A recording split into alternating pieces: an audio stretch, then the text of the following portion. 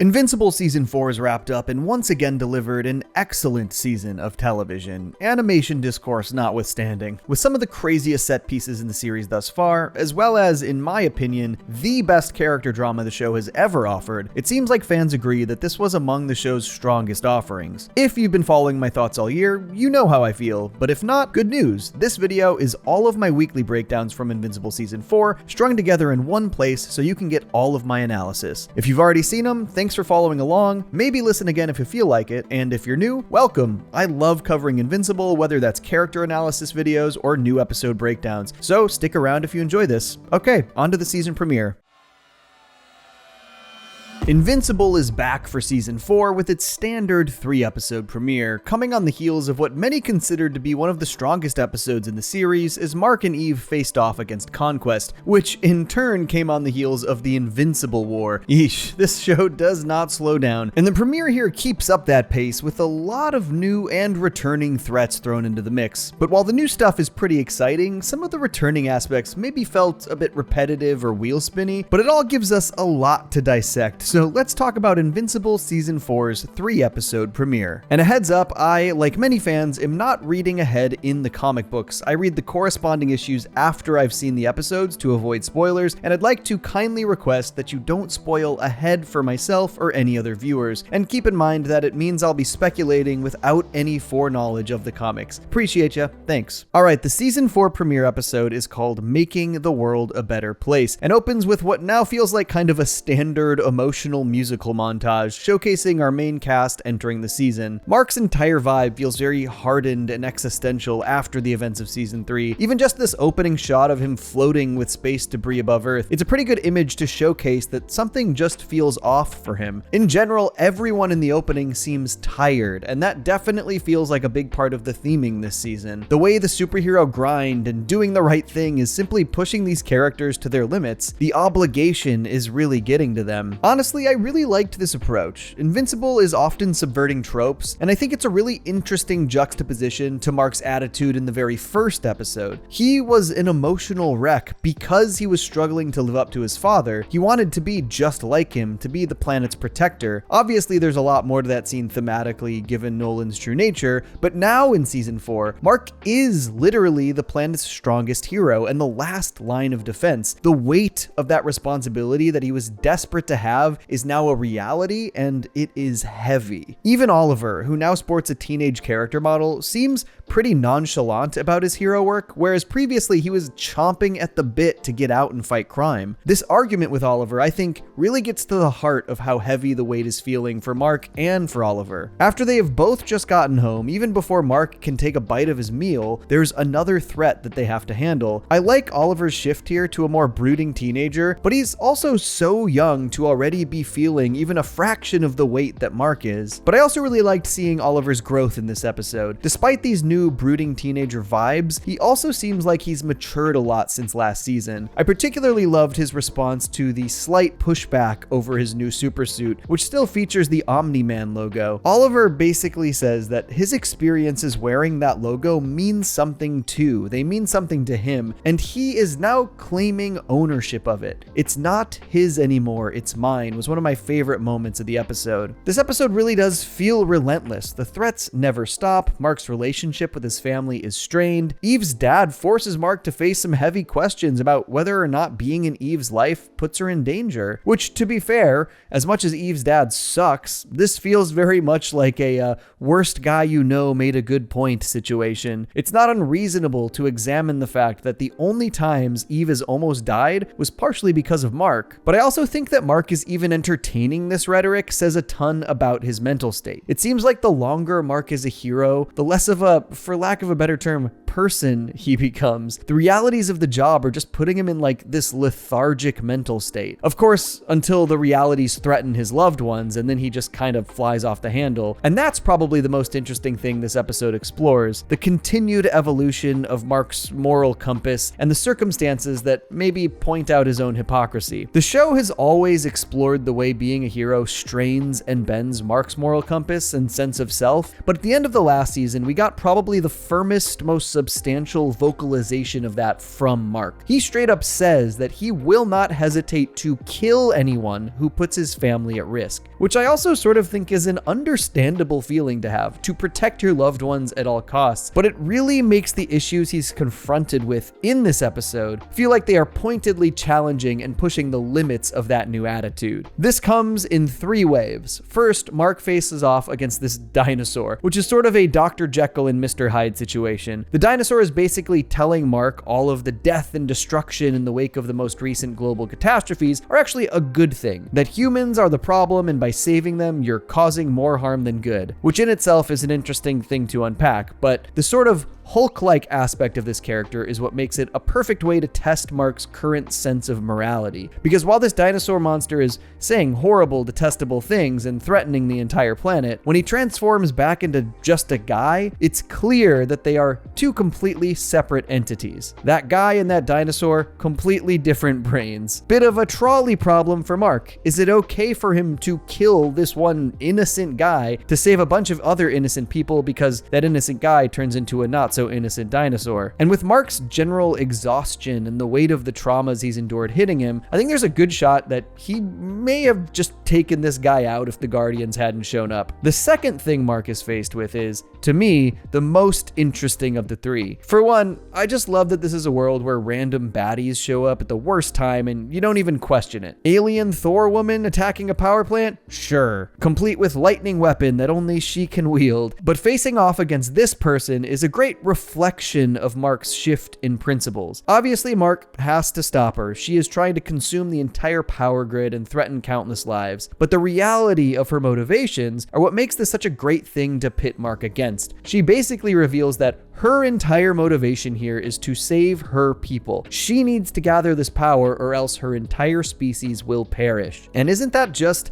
exactly what Mark is faced with over and over in this episode? After he's made it clear that he will do anything to protect his family and loved ones, is he simply failing to see her parallel motivation? Does he just not care? Or is there just so much on his plate that actually engaging with that philosophical and moral question is too much for him to handle in the moment? If the tables were turned, wouldn't Mark be doing exactly what she is doing? I think probably, to be honest. He pretty specifically calls her out for killing other people in order to save her people, saying it doesn't make sense. And yet, he's faced with 2 separate trolley problems in this episode, where he prospectively has to kill an innocent person to save others. Which brings us to wave 3, the return of the Sequids. Honestly, with the way they had set up the Sequids, my initial reaction here was, well, they're just doomed. How do they combat this at all? But the strategy was pretty cool. Isolate and quarantine the entire part of the city while they remove Sequid parasites and then teleport the humans out of the area, all while the quarantine force field wanes in power. It's really suspenseful. And I think it makes Mark's breaking point here much more interesting to debate and much more interesting for the characters to take into account. But Mark, knowing that the Earth was literally doomed if the Sequids escaped this quarantine, fully murders Russ Livingston to prevent it. But with the force field so close to breaking, and also the disruptor to remove the Sequids similarly close to getting there, it leaves just about every read of the scenario open to different characters. You did the only thing you could have. The Earth was at risk.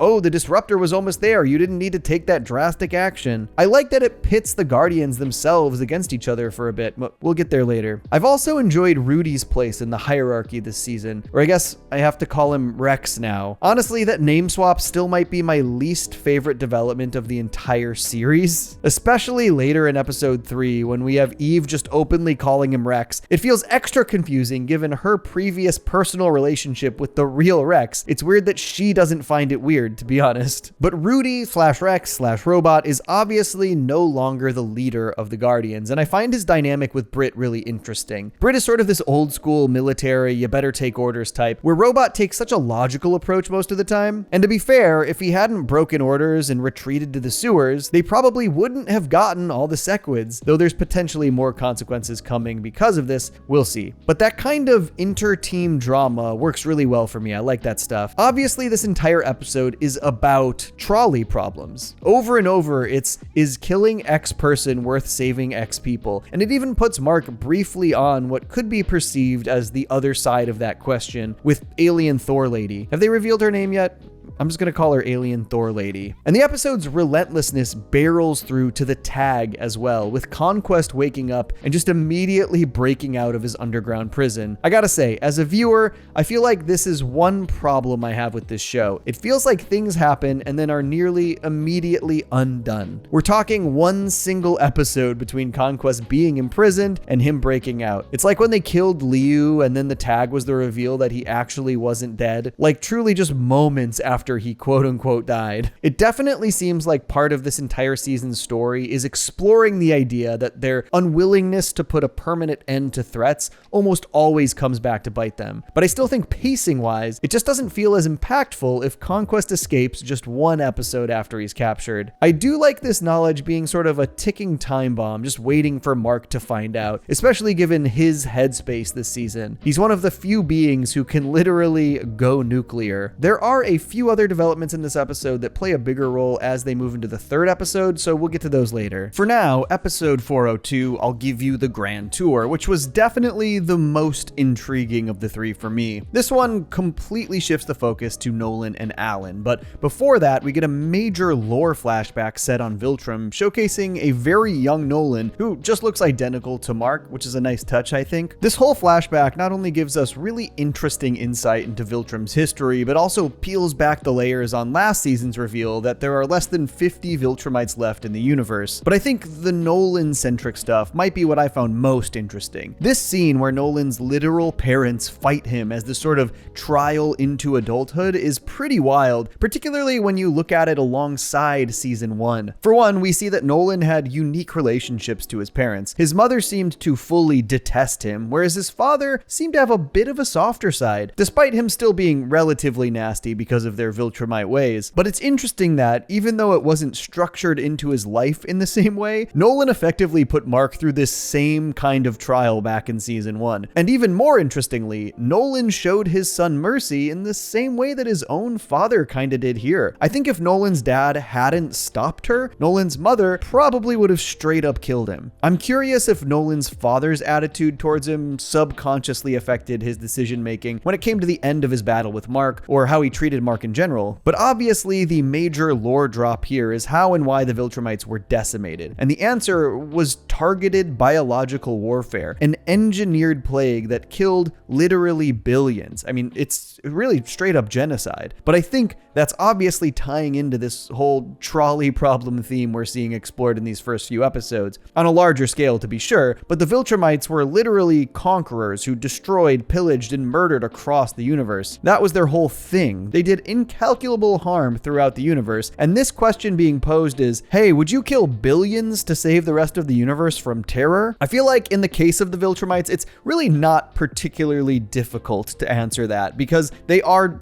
kind of just evil incarnate, but the way they visualize the billions of dead bodies is still so deeply unsettling. Literally just thousands of dump trucks worth of dead people, entire seas of corpses in space. Honestly, on the whole, this is kind of a weird episode, but for the most part, I did really enjoy it. It starts with this crazy intense Nolan and Viltrumite lore drop, and then becomes more or less a series of fetch quests as they try to track down weapons to help fight against the remaining Viltrumites. But some of the beats in getting there feel very odd and mismatched tonally. Alan reunites with Telia, which is great. I actually really like Telia, but to go on their quests, they basically recruit a bargain bin Star Trek Next Generation crew. And I mean that pretty literally. They kick in a knockoff Star Trek theme, introduce a bald captain, Warg instead of Worf, Download instead of Data, and Counselor Tuva instead of Counselor Troy. And that's not to say I didn't find this relatively amusing. I just felt like it was an odd juxtaposition with the rest of the subject matter of the episode. But also, I guess anyone unfamiliar with Next Gen probably wouldn't blink an eye here. So I don't know, who knows? I guess it's fine. I do think they might blink at the running gag that Nolan can never sleep because Alan and Telia are constantly banging and they have to share quarters, which I do think is a good gag that they maybe relied on like 2 or 3 times too many. But everyone disagreed with me about the Powerplex Invincible title card bit from last season, so I fear I may be in the minority minority on these kind of things. I think by far the most interesting thing about this episode, besides the insight into Nolan and Viltrum's history, is seeing Nolan wrestle with his upbringing and his newly budding sense of morality. I've talked about Mark and Nolan's sort of inversed arcs a lot. In fact, my first Invincible video after season 2 was on that specifically, but I think this episode goes the longest way to really unpack Nolan's relation to that Viltrumite indoctrination. Obviously, since season 1, Nolan has already come a long way undoing a lot of his Viltrumite programming, but thanks to that flashback, we get a great look at literal life on Viltrum, exactly what he experienced, and the realities of that society are that if you show literally any sense of morality or perceived weakness, anything that strays outside of the Viltrum way, you will die. Not to mention Viltrumites live thousands of years, so I think it's very difficult to fully comprehend this theoretical level of indoctrination. And I like that the story is specifically exploring that despite the clear shift in his moral compass, it is still unfathomably difficult for him to break free from that indoctrination. His actions and words are completely misaligned. He cannot bring himself to vocally commit to being part of the resistance, even though all of his actions are fully arming that resistance. This is probably most interesting when he meets the Betrayer, the man we learn murdered Viltrum's emperor Argal. By all metrics, Nolan is doing kind of the same thing here. He is betraying the Viltrum Empire for the betterment of the universe. Yet, because he was raised to loathe the Betrayer,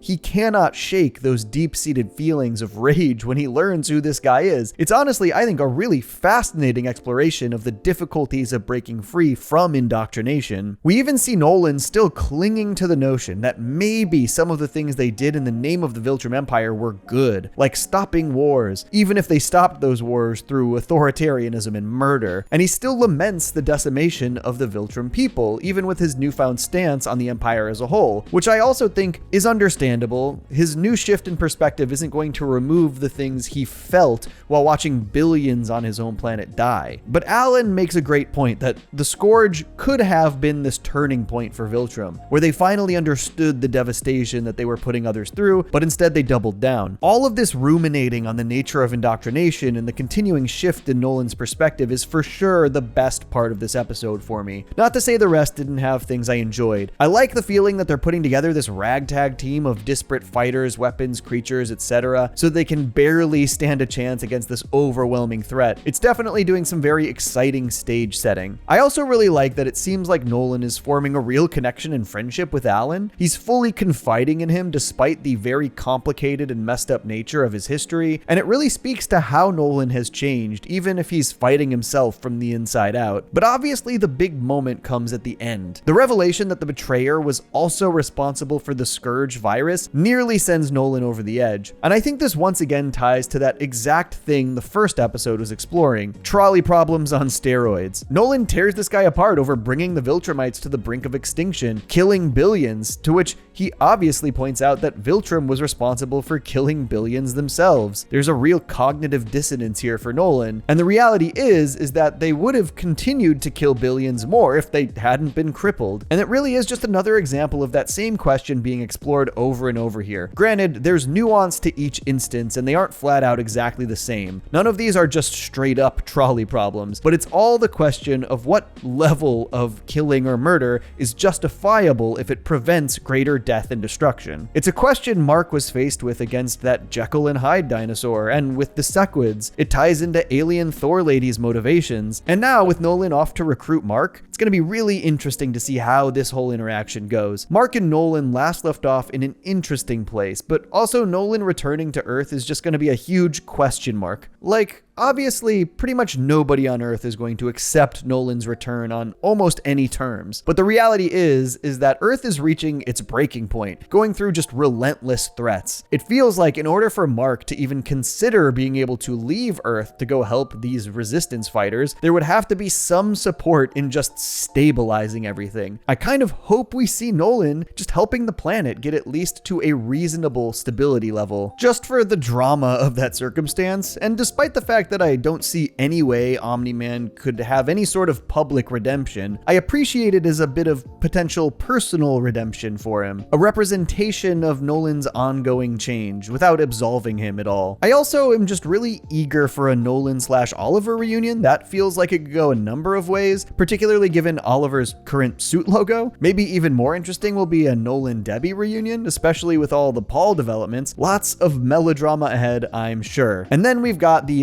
Thrag tag, our first look at Lee Pace's performance as the new Viltrumite Big Bad, and I guess what better way to introduce him than to show the previous Viltrumite Big Bad bowing down to him. Overall, this second episode definitely delivered the stuff that had me most eager for the story moving forward, adding tons of context with major lore drops, character history, and of course setting up the Nolan/Mark reunion. Episode 3, I Gotta Get Some Air, returns us to Earth and pretty directly follows the developments in the first episode. In fact, it's largely just a lot more of what we got in that one. Relentless attacks on Earth as the available heroes' numbers and capabilities continue to dwindle. But at first, it catches us back up with our old pals Titan and Machine Head, who have obviously had an interesting journey so far. Initially full-on rivals as Titan ousted Machine Head, later turned reluctant allies as Titan was able to maintain his place in the hierarchy, while Machine Head sort of vaulted past him into the head honcho position. Now, both on the defensive because Liu didn't die, so they've got a whole dragon to deal with again. This episode has a ton of characters ruminating on Mark's decision at the end of episode 1. Even though Cecil admits that he would have made the same decision, he's concerned because he knows this is out of the ordinary for Mark. But man, it's kind of crazy how tenuous the remaining threads between Cecil and Mark are. Obviously, Cecil is justified in trying to maintain a connection with Mark and to try to prevent him from going rogue, but the fact that Mark is eventually going to learn both that Cecil let Conquest escape and that he commissioned Sinclair to make Reaniman out of Invincible's multiversal corpses, yeesh, that's gonna be crazy when the other shoe drops, and then the other shoe as well. Speaking of Sinclair, I thought his attempted apology to Mark was very interesting. It's not like this is a character we've given any real time to explore on a personal level, so for me, the apology sort of felt like it came out of nowhere, and really makes me wonder if it's earnest or hollow. Maybe seeing the aftermath of the Invincible War and or studying Invincible's corpses up close is making Sinclair realize how dangerous of an enemy he's made, or maybe he really does feel guilt and shame. But I think this also could maybe be meant to act as a potential parallel to other characters, one we might potentially see Mark be more forgiving towards, despite doing comparable or worse things, or maybe even a mirror to Mark himself, where he'll have to face things he feels guilty about and ask for forgiveness elsewhere. I don't think I really considered Sinclair's agency in all this before this scene. To me, it always just felt like he had no other choice: help Cecil or go to prison. The other big development I didn't talk about in episode 1 was the fact that Eve's powers are mysteriously on the fritz, which is obviously just like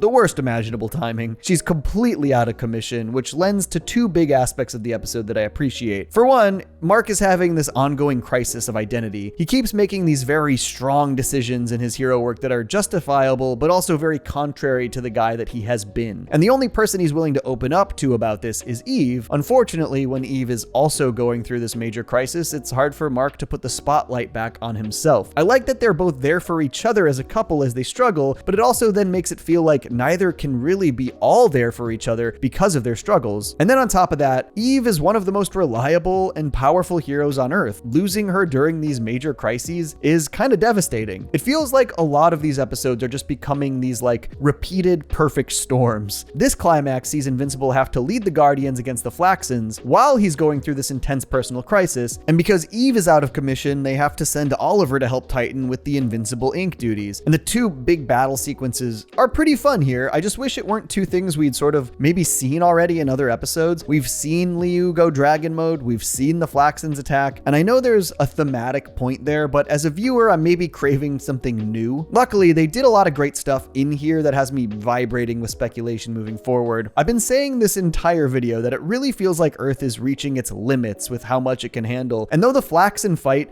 does end up going their way, the losses are kind of incalculable. Let's talk about the big Rudy cliffhang. Damn it, I keep calling him Rudy. I meant Rex. Sorry I keep dead naming him, but like, we all think it's insane that he stole Rex's DNA and then his name, right? That is bug nuts. I'm just gonna call him Robot. Early in this episode is when we see Robot really railing on Invincible's decision and pushing back against Brit's orders from the Sequid invasion. And I found it pretty funny how just like immediately he changed his tune after realizing there was a Sequid inside of him. But But this development obviously has me really curious what to expect next. For one, it means literally any of the Sequid survivors could have stragglers within them, and if you didn't inform Cecil about that shit, then they are in danger. And two, I think this could make for some crazy interesting developments given the end of the Flaxen story. The big cliffhang is that both Robot and Monster Girl, after taking down the emitter in the Flaxen's dimension, both get trapped there. Obviously, a major loss for Earth, but also, Jesus, how the hell are they gonna get out of there? Okay, but let's just speculate. What if one of those two also has a Sequid inside of them? Are we gonna see the Sequids attach themselves to the Flaxen army and then like re-invade Earth? Two enemies combined into one? Or are we just gonna see Robot like completely take over the Flaxens? There's lots of potential here, and I'm really eager to see how it all plays out. There was this other moment that really hit me. Early in the episode, we see Titan going absolutely sicko mode on this magnet samurai guy after his family was threatened. Kind of a common thread this season, people not holding back in defense of their loved ones. And then, after Mark realizes the danger Oliver was in while helping Titan, he does the exact same thing to Titan that Titan was doing earlier in the episode. It's just an interesting parallel, and the fact that Oliver was the one who pulled Mark back down to Earth and brought him to his senses, I think says a lot about where he's at. There's this other moment earlier in the episode where he expresses such genuine concern for Mark's mental state. I appreciate seeing Oliver really find a sense of humanity this season, despite not being a human at all. Okay, then there's the tag, which seems to reveal the source of Eve's power malfunction. She's real pregnant. Damn, y'all, your whole job is to protect the Earth, but you can't use just like a tiny bit of protection yourselves. Just more perfect storms, right? I'm sure this will not take any emotional tolls on the already fragile mental states of our very young heroes. But seriously, I feel like a surprise pregnancy would usually be sort of a hacky move in a lot of media, but I think I see the Matrix code here, and the sheer number of things that this throws a wrench into makes it such a great chaotic move, in my opinion. For one, Eve out of hero commission for 9 months. Big oof right there. Two, Mark just absolutely reeling, completely losing his sense of self and it interfering with his hero duties already, now having to worry about Eve's well-being while pregnant and being a father. It's gonna entirely shift his priorities as the Earth is struggling most. But I think the familial stuff is by far the most interesting here, because obviously Eve's dad absolutely sucks and is gonna go insane when he finds out. But also, we know that the Nolan reunion is imminent. How is he gonna react to finding out he's gonna be a grandfather? Will it further shift his moral compass? Will he try to be a part of that kid's life? Will Mark let him? Not to mention, he still hasn't seen Debbie since the "I think I miss my wife" line in season 2. How is the Debbie and Paul of it all going to affect this big, messy-ass familial situation that continues to get messier? Honestly, give me more of that sweet, sweet soap opera superhero drama. I am here for it. I think on the whole, I am slightly torn on this 3-episode premiere. There are obviously a ton of developments that have me really excited and feel like they'll hold a ton of dramatic and thematic value. And I do understand that thematically, part of the season is about how the danger the Earth faces is just relentless. Enemies we thought were vanquished return over and over again at the worst imaginable time. There is no break, no breather. It's meant to overwhelm. I think that all works great, but as a viewer, it's also hard not to feel like some of these repeat threats are like reheated nachos. Oh, the Sequids and Liu's dragon and the Flaxens, they're all back. It can feel like their return lacks impact when it's just an onslaught of returning enemies. Some have barely been gone at all. We saw Liu resurrect in the tag of the episode that they thwarted him last season. Others feel like they were gone so long that there was zero buildup, like the Flaxens, who we last saw in the 2nd episode of the entire show. But I can't deny that the character drama and ever-changing relationship dynamics are just as strong as ever. The show is obviously always cool, but for me, the most important thing is that it always makes me really ruminate on countless aspects of life through the spectrum of this gnarly superhero universe. Mark and Nolan's parallel inversed arcs are as fascinating as ever, and the fact that we're finally going to get another reunion after a couple of seasons has me more excited than almost anything else in the series.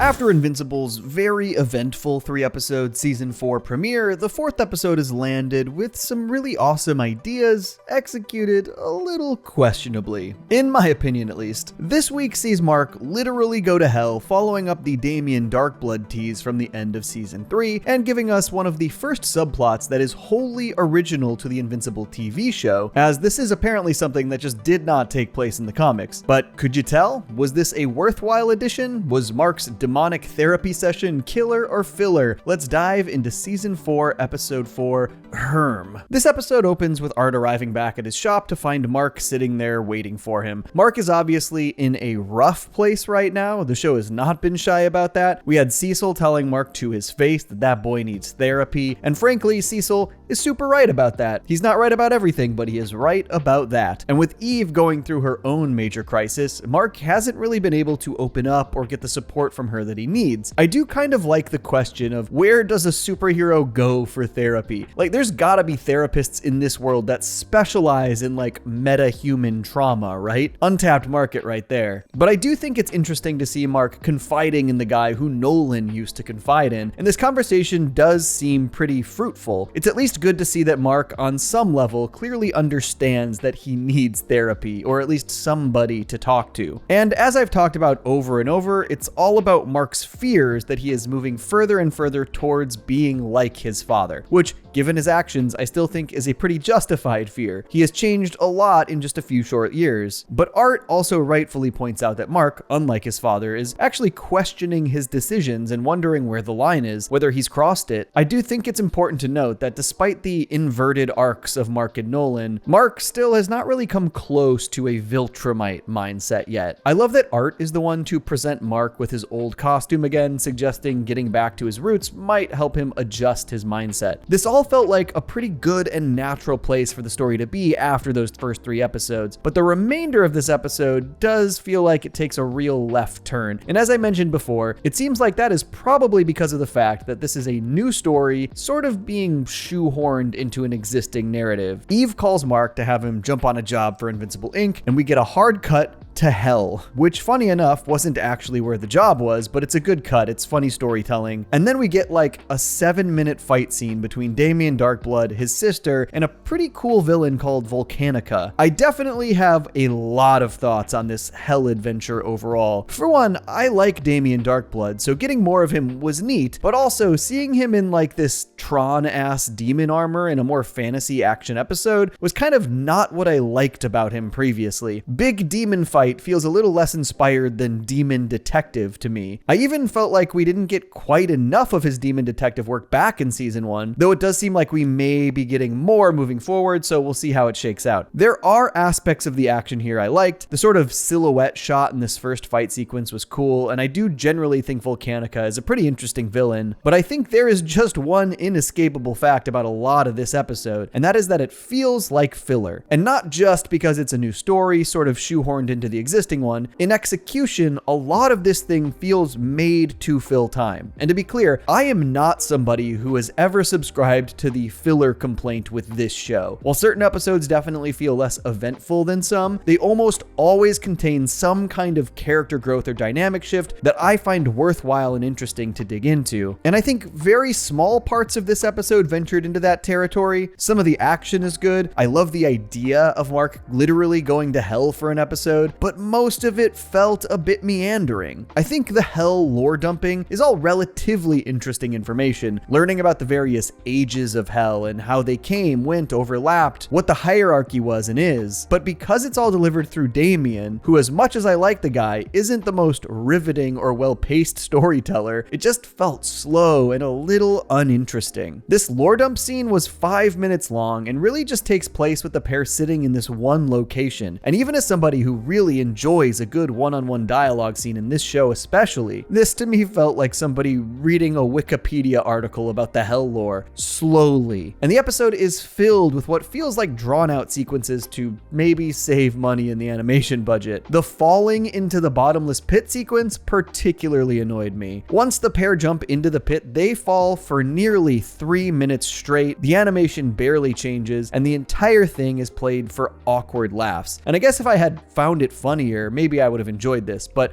in an episode that is filled with dialogue, I think I just hoped for something a bit more substantial. I'll get to how I think this maybe could have been approached differently later. Another part that bugged me in a way that made it seem like it was aiming to save animation budget was the Cerberus quote-unquote fight. Look, Cerberus looked really cool, and when they got to the bottom of that pit, I was really stoked for a 3-headed demon dog fight scene. But then Mark just chucks Damien back up into the pit, and the entire fight is off screen. screen? I don't know. I was just a little insulted by that part, not gonna lie. I think besides these aspects that I found frustrating, the thing I wanted more of in this episode was this final sit down between Damien and Mark. Functionally, this episode should have acted as a dose of that therapy that Mark is desperately craving, a supplemental reaffirmation that Mark is more good than bad after his conversation with Art. And the writers clearly understood this as well. This conversation with Damien about 2/3 of the way through the episode does a decent job with this idea. Damien uses parts of the Hell lore to convey that doing the right thing isn't always straightforward, black and white, or clear cut. And he further cements the idea that Mark's actions illustrate he is always trying to do the right thing, even if his methods are forced to involve actions he struggles with on a personal level. This is the highlight of the Hell story for me, and it's frankly what the entire episode should have been more focused on. I think it just feels a bit less impactful when it's sort of this tiny sequence sandwiched in the middle of stuff that feels fillery. I think even just spreading some of this discussion out a bit within the Hell adventure, devoting a little bit of the Hell lore conversation or the falling into the pit bit to further discussions about Mark's struggles with doing the right thing, spreading the therapy out a bit across the episode and tying it in a bit more deeply to how the entire Hell plotline resolves, that could have gone a really long way. I do feel like I see what they were trying to do here. This entire story is challenging Mark's preconceived notions of right and wrong. Obviously, Mark did not ever expect that he would be helping Satan reconquer Hell for the good of all humanity. He's specifically doing something that he previously would have believed was like inarguably terrible for the greater good. I think in a broader sense, it's an interesting idea that maybe flounders a bit in execution. Speaking of Satan, let's talk a bit about him. This is an interesting portrayal. For one, it's hard not to love any performance by the Bruce Campbell. Guy is a legend, but man, did Satan come across sillier than I expected for this series. I did think it was a relatively fun subversion to initially showcase Satan as this sort of Yoda-esque, older, slower demon master, only for them to then basically turn him into like a meathead jock type after he recaptures his crown. I think that kind of illustrates a lot of my feelings about this episode, honestly. It's a good microcosm. Ideas that I sort of enjoy and respect individually, but struggled to feel like they came together in a way that satisfied or felt fully cohesive. At the very least, I appreciate that Mark's final actions against Volcanica sort of illustrate him coming to terms with this new hero philosophy and the actions he's taken so far. It at least ties into his conversation with Art and Damien and tries to lead back into the ongoing story. I do find it really interesting that they seem to be setting up more Volcanica and reintroducing Damien for future stories, though as I've said, I haven't read ahead in the comics. From my understanding, bringing Damien back is a real diversion from the comics, and if it means getting back to the pulpy detective idea, then I'm pretty on board. I just hope that his story doesn't feel similarly tacked on as this one did. Hopefully they find a natural and meaningful way to weave it into the existing story. It's just kind of unfortunate that all of the most interesting stuff in this episode happens outside of Hell, which is where the bulk of the story takes place. I still think the conversation with Art was the better therapy sequence between that and his Darkblood conversation, and everything post-Hell is the stuff that is sort of the most intriguing moving forward. Art's "good for you, kid" after Mark grabs his old suit again hits hard because Mark and Art actually have an interesting dynamic, history, and relationship that makes his advice to Mark more impactful. Damien is basically nobody to Mark, and so even after the entire Hell subplot, Mark's decision coming out of the other side of that subplot still connects in a more meaningful way to his conversation with Art than it does to the entire Satan storyline. I am a huge fan of this first sequence of Mark back in the old suit. I think it might be the first time we've seen Mark smile this entire season. The song hits, I still think the show nails these needle drops / musical montages, and it was truly just like refreshing to have an optimistic sequence. It has been a truly dour stretch of episodes since like episode 5 of season 3 probably. I also really loved the relatively low stakes scene where Debbie reveals her plans to move in with Paul to the boys. I really think that for as insane as this show gets on the action superhero heavier side of the stories, that stuff doesn't really work without these kinds of down-to-earth scenes that showcase what it is they're actually fighting for. Seeing Mark and Oliver struggle with the concept of moving out of their house while still recognizing that it's an important step forward, especially for their mother, was very sweet. It was also super interesting to see Eve's headspace with her pregnancy. Obviously, at like 20 years old, she is justifiably terrified and just not ready for something like this, which beyond makes sense given not just her age, but the absolute mess of a scenario that her life and the world is in at this point. It's honestly kind of funny to see William just like be so excited about Eve revealing this to him as though the world isn't in complete disrepair. read the room, dude. And by the room, I mean the planet. But I think the cliffhang is unambiguously the most important part of this episode, once again being a sort of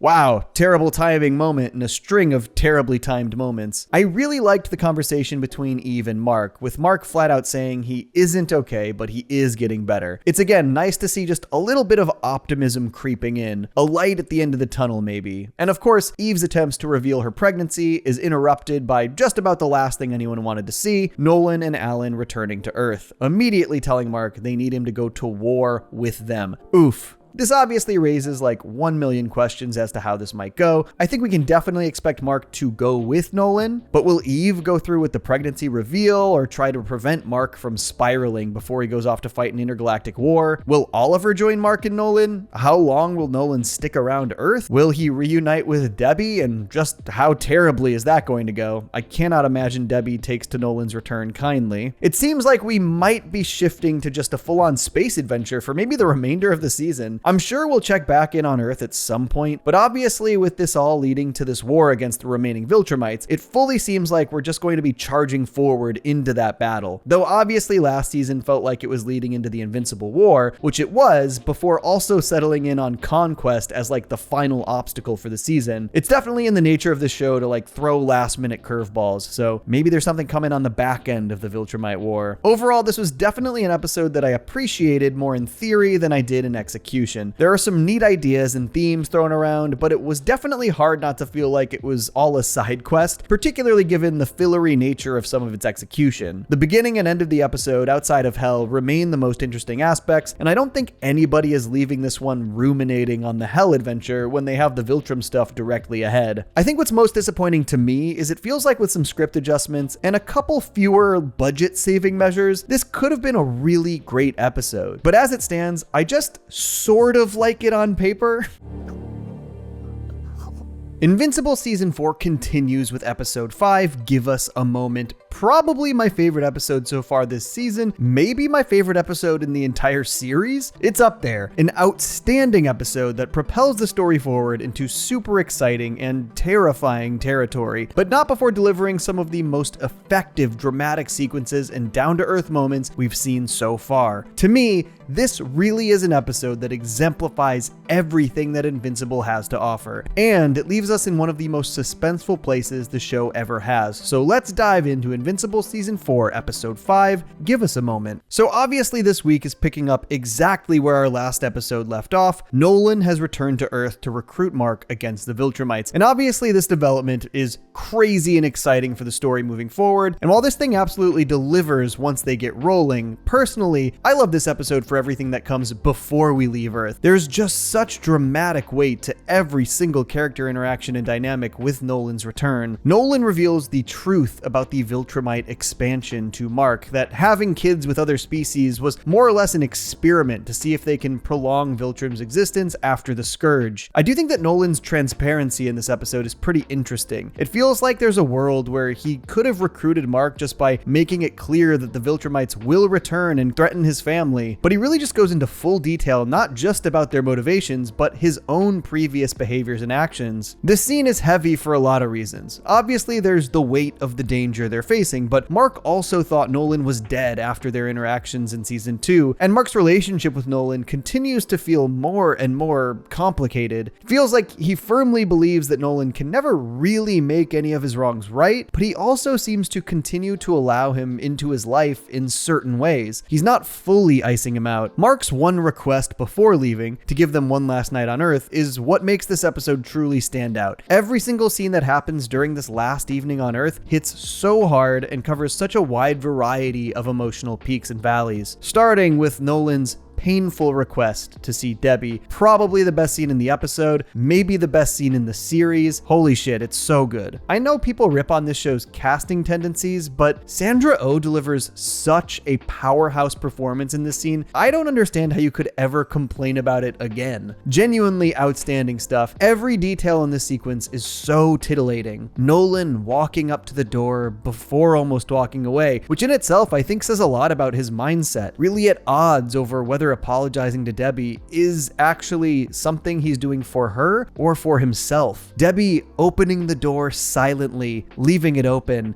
and walking back into the house. Whew. I love how messy this scene is, and while obviously there's not any real world parallel to the scale of damage caused by Nolan, at the heart of this sequence is simply a man who fucked up his relationship beyond repair. It's something we see in movies, TV show, and real life all the time, on obviously a much smaller scale. Nolan made irreparable mistakes and lost the life he had, and this is a scene where he has to reconcile with the fact that he cannot get it back. But I do find the details so damn compelling, because I really do think that Nolan is earnest and honest here. I think we have seen him show genuine remorse and regret, and he is trying to do the right thing to make up for that. But of course, there is no real way to make up for or undo the pain and destruction he has caused, both on a global level and within the people who loved him. And despite the fact that I think he's acting genuinely here, this is obviously just an insurmountable uphill battle. And he also makes a clear misstep when he says he's trying to repair the damage he's done. Debbie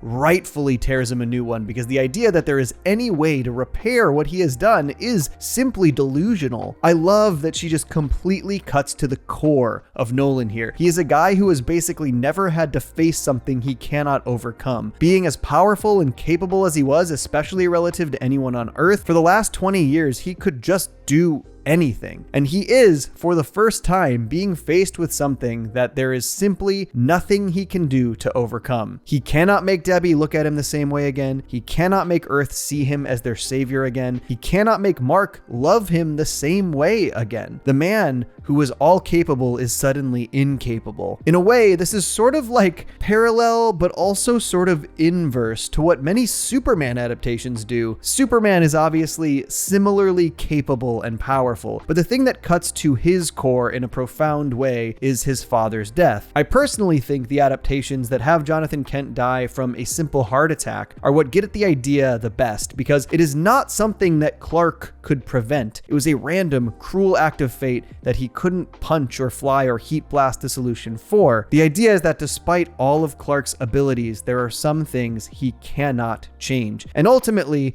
that loss is part of what motivates him as a hero. And it's kind of interesting to see this show facing Nolan with that same dilemma, except instead of a random fateful event, it's the consequences of his own actions. Obviously, these two things come from very different places. But interestingly, this is also something that is sort of motivating him in his slightly more heroic path. But back to the scene, it is all a Debbie showcase, finally getting to let out that unfathomable pain and heartbreak that she experienced through the events of the first season. It's equal parts heartbreaking and cathartic, and she does not hold back remotely, telling Nolan that he killed the man she loved, that they had everything, and thanks to him, it is all gone, that he is nothing but a bad photocopy of a human being. I particularly love the detail that she hurts herself while hitting Nolan in anger here and refuses to let him comfort her, an example of something simple that he took for granted, a clear indicator that she is deadly serious in everything she is saying to him. This is a tour de force performance from Sandra Oh, and a showcase of why it's almost impossible to overstate how important Debbie is to the narrative of this show. Now get the fuck out of my house and never come back. I also love where this lands in Debbie's arc and story in this season. It's all happening just before she moves out of this house and in with Paul. This almost needed to happen here, a full circle moment, some semblance of closure as Debbie officially moves on from the part of her life that she spent with Nolan. But I think the anxiety she is feeling in the immediate aftermath of this confrontation is so heavy, fearing that after destroying her life, Nolan has returned to take the few things she has left. Being a mom to superheroes cannot be for the weak. I also really love the direction they're going with Oliver here. Obviously, last season his journey was sort of about finding his humanity at his young age, and the fear that he is or would be too much like Nolan. And though he does sort of still feel like that angry and rash young kid, his motivations all seem to be coming from a place of personal connection in a way that I find really endearing and positive. Personally, I am not sure Oliver should be going on this mission, but I love his justification in not taking no for an answer, and I also love that the lore of his species makes this such a unique circumstance for the character. We know that Oliver remembers everything, even from when he was a baby, so he not only has memories of his mother and Nolan together, but he must remember the events of Thrax's destruction so vividly, and remember the fact that he was too young to be able to do anything about it. To remember something so traumatic and horrifying in full detail, knowing there was nothing you could do, that has to be such a heavy thing to carry for such a young kid. Oliver's assertion that he needs to go with because he couldn't defend his Thraxan mother Andressa from the Viltrumites, and now needs to defend his new mother from them, is both beautifully in character and a sign of growth and development. It's the combo of Nolan's return and the fact that Mark and Oliver are about to leave Earth heading straight for unimaginable peril that makes all of these Earth scenes in the first half of the episode so outstanding. Some of my favorite in the entire series, easily, not the least of which is Nolan's reunion with Art. Honestly, even just on its face, I love that Nolan's first instinct after being dressed down by Debbie is to go to the person who was probably his next closest confidant in his old life. I feel like these are all just little hints that no matter what Nolan told himself or how deeply that Viltrumite indoctrination ran in his blood, his time on Earth was slowly, subtly changing him when he was there. Now that we're on the other side of season 1, or the events of season 1, Nolan sees Art as this sort of place of comfort from his old life, and he goes there at one of his most emotionally vulnerable times. But he also seems kind of incapable of realizing how immensely things have changed. I love the way this scene feels, because part of me likes seeing Nolan find his humanity, likes seeing real emotional human connection from him. But just like that scene with Debbie, the looming shadow of his previous actions, it's just so obviously too much to overcome. The banter and discussion between him and Art feels good in the moment. Art sort of probing about Oliver, talking about Paul, and Nolan seemingly being happy for Debbie's newfound love and happiness. It feels like old friends catching up, even with the unfathomably large elephant on the planet. But it's the final exchange that I think is just so biting, and feels like a continuation of what I was mentioning earlier during the Debbie sequence. It's the inverse Superman thing. Nolan needing to come to terms with the fact that he has done things he cannot fix, changed certain things irreparably. Nolan apologizes to Art for quote-unquote everything, but I love Art's response here. He reluctantly responds, but he doesn't accept any apologies. When Nolan says he's trying to make up for the things he's done, Art just says, good. And he has to walk this insanely delicate tightrope. It feels like Nolan is looking for something, anything that might go back to the way it was. And when he says Art can eventually make a new suit for him any way he likes, Art straight up tells him no. I especially found this interesting for Art because obviously the safe thing to do in this circumstance would be to sort of brush it off and humor Nolan before he left. But he really pointedly tells Nolan that he can't work with him anymore. The biting line being that he dresses heroes. Man, I really love this episode. And of course, Art's full-on hyperventilation the moment Nolan leaves, revealing how horrifyingly on edge he was the whole time. If he had a Fitbit or an Apple Watch, I bet it would have been telling him to go to the hospital with his elevated heart rate. I mean, Art must have felt like he was sitting next to a voice-activated atomic bomb, and that he was forced to keep talking without knowing what the activation phrase was. It's been cool to see people discuss so many of these scenes. They are genuinely all so great. But I think the one that I found most affecting and that I haven't really seen people dive into is the simple little dinner montage. Debbie's one request before Mark and Oliver leave Earth is to have one normal family dinner together. I mentioned this in last week's breakdown, but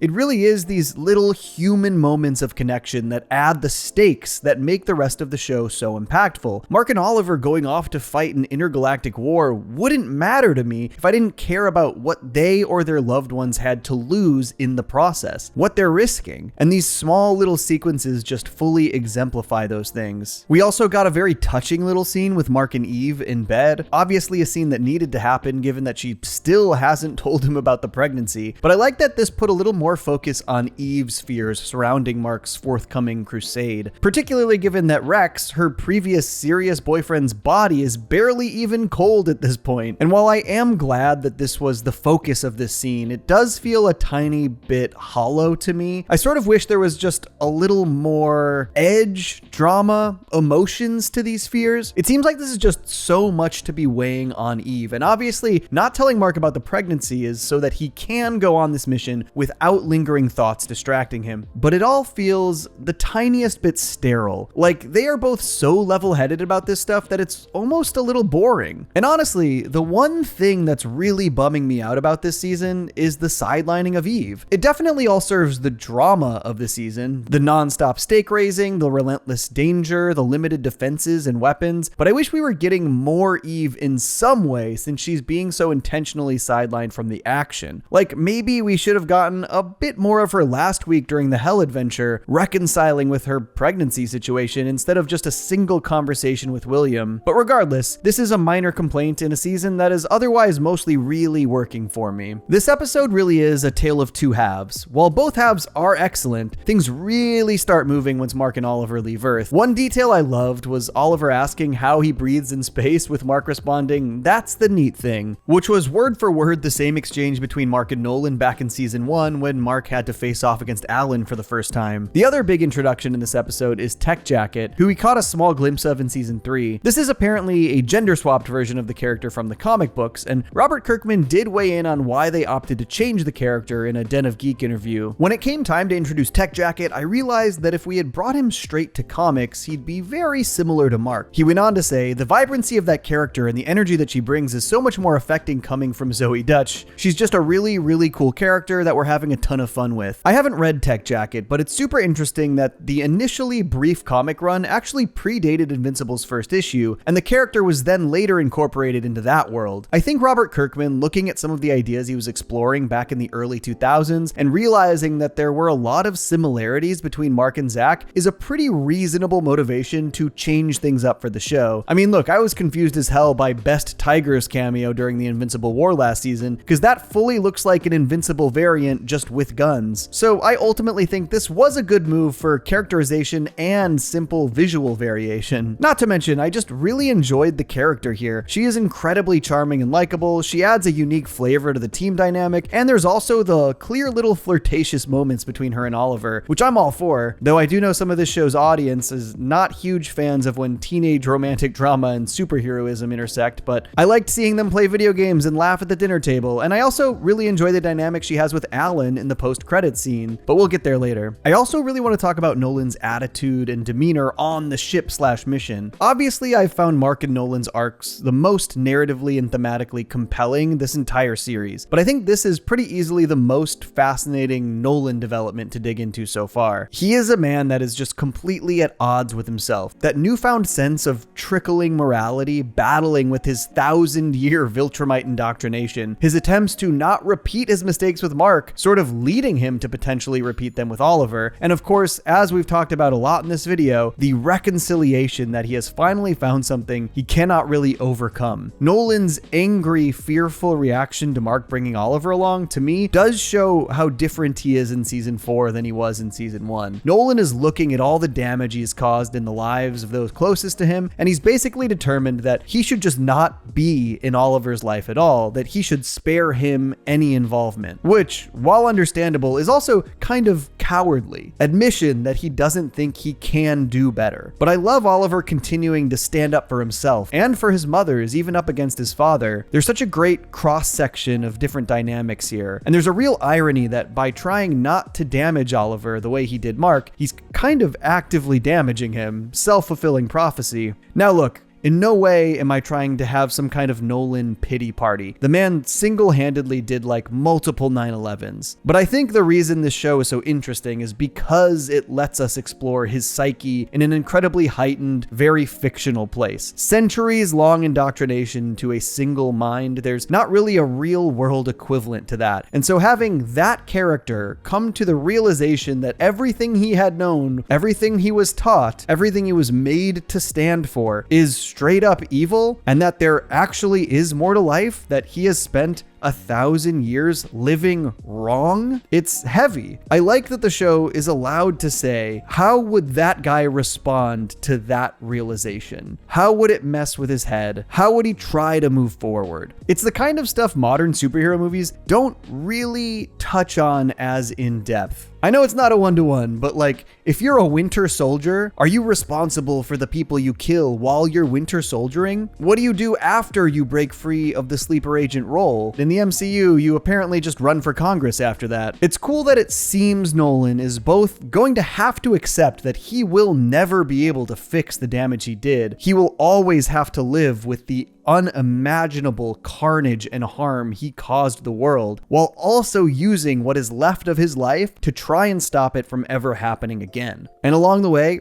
I love the personal drama that haunts him over it. Another of my favorite scenes is when he goes to use the food processor and makes this gross protein pasta stuff, which just transports him in his mind back to one of his early dates with Debbie. It's such a small, simple scene that doesn't really hold any major insight outside of just showing an instance where Nolan made real human connection. To me, this is Nolan looking back and realizing the different paths he could have taken, realizing that that human connection could have been the thing to make him see there's more to life. This could have been a fulcrum point, a moment where he realized that he could have had a different future, but he didn't. And now that his heart has even just slightly shifted, he has to live with the atrocities he committed and the regret that he gave up a life worth living. I mean, it probably would have just been easier for him to stay evil, right? I know people really like the superhero action in this show, but I just want to reiterate over and over that that stuff, including the incredible ending to this episode, doesn't really mean anything without this buildup. And to me, that's why this is among the greatest episodes in the series, because when the Viltrumites finally do attack this ship, there are stakes. For one, Mark is just like instantly compromised, realizing that Conquest is still alive. I'm sure he has his suspicions as to how he survived, but in that moment, he was for sure just feeling like he was seeing a ghost. But I think what really ramps up the drama here is Conquest immediately going for Oliver, who he nearly killed at the end of season 3 in a sequence that had me fully squirming in my seat. One of the most viscerally memorable moments in the entire show for me. Honestly, Oliver gets some good licks in here. He's really gotten a lot stronger and faster, but I really like the Grayson interplay in the fight sequence. Nolan saving Oliver in their first real father-son moment since Thraxa, but Oliver also sort of resenting him for trying to step in and help him during the fight. Just good familial drama. Obviously, the Mark and Conquest rematch is the thing everybody is talking about, and for good reason. And even though I did say how annoyed I was by Conquest immediately escaping after being defeated in the season 3 finale, and this rematch is happening only 4 episodes after their last fight, I have to admit that its place in Mark's arc is pretty perfect. Right after that first glint of optimism and hope from Mark in nearly like a full season, he is confronted with the exact thing that would push him over the edge. The guy that nearly killed him, his brother, his girlfriend, is still actively threatening those things all to his face. It is the perfect scenario for Mark to actually let loose and not hold back even a single punch, putting a true end to this guy. And sheesh, I am admittedly far less attracted to the hyper-violent aspects of this show than I am the themes and personal drama. So when I say I struggled through the brutality of Mark and Conquest's final confrontation, I really mean it. I loved the drama and tension and suspense of the scene, but my god, I watched most of that last part through my fingers, and I cannot possibly show any of it on screen here either. It is just a disgustingly violent cherry on top of what was, without question, one of the best episodes of Invincible, as Mark manages to kill Conquest, but not without spilling his guts first. And look, there is just no question that Mark had to kill Conquest here. He 100% did the right thing. Hell, he thought this was the second time he had done it. But coming on the heels of the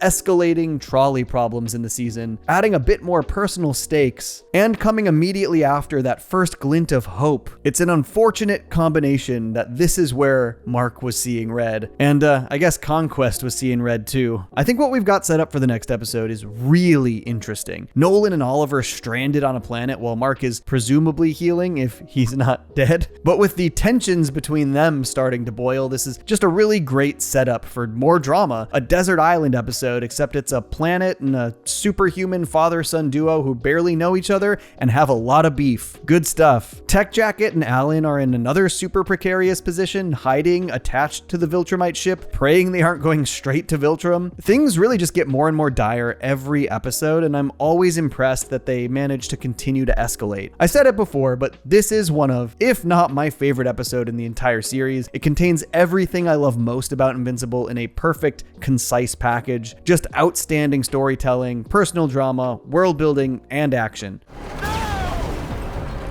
Invincible Season 4 followed up one of their best ever episodes with another very solid entry in You Look Horrible. While not quite living up to the heights of the previous episode, this is another outstanding exploration of Nolan, specifically through his relationship, or lack thereof, to Oliver. This also shows the real beginning of the war against Viltrum and gives us a well-paced blend of action and personal drama, though as a coming-out story, so to speak, for the much-hyped Grand Regent Thrag, I felt like it maybe left a bit to be desired. But there is a ton to dive into, so let's talk about Invincible Season 4, Episode 6, You Look Horrible. So this episode largely cuts between sequences that showcase the beginnings of the Viltrumite War, as the coalition of planets tries to put a stop to their reign of terror once and for all, and a genuinely outstanding story surrounding Oliver and Nolan as they're stranded, waiting for Mark to heal from his Conquest rematch. This makes for a solidly paced episode, and I also think it makes for some interesting rumination on the variety of ways these episodes can be structured.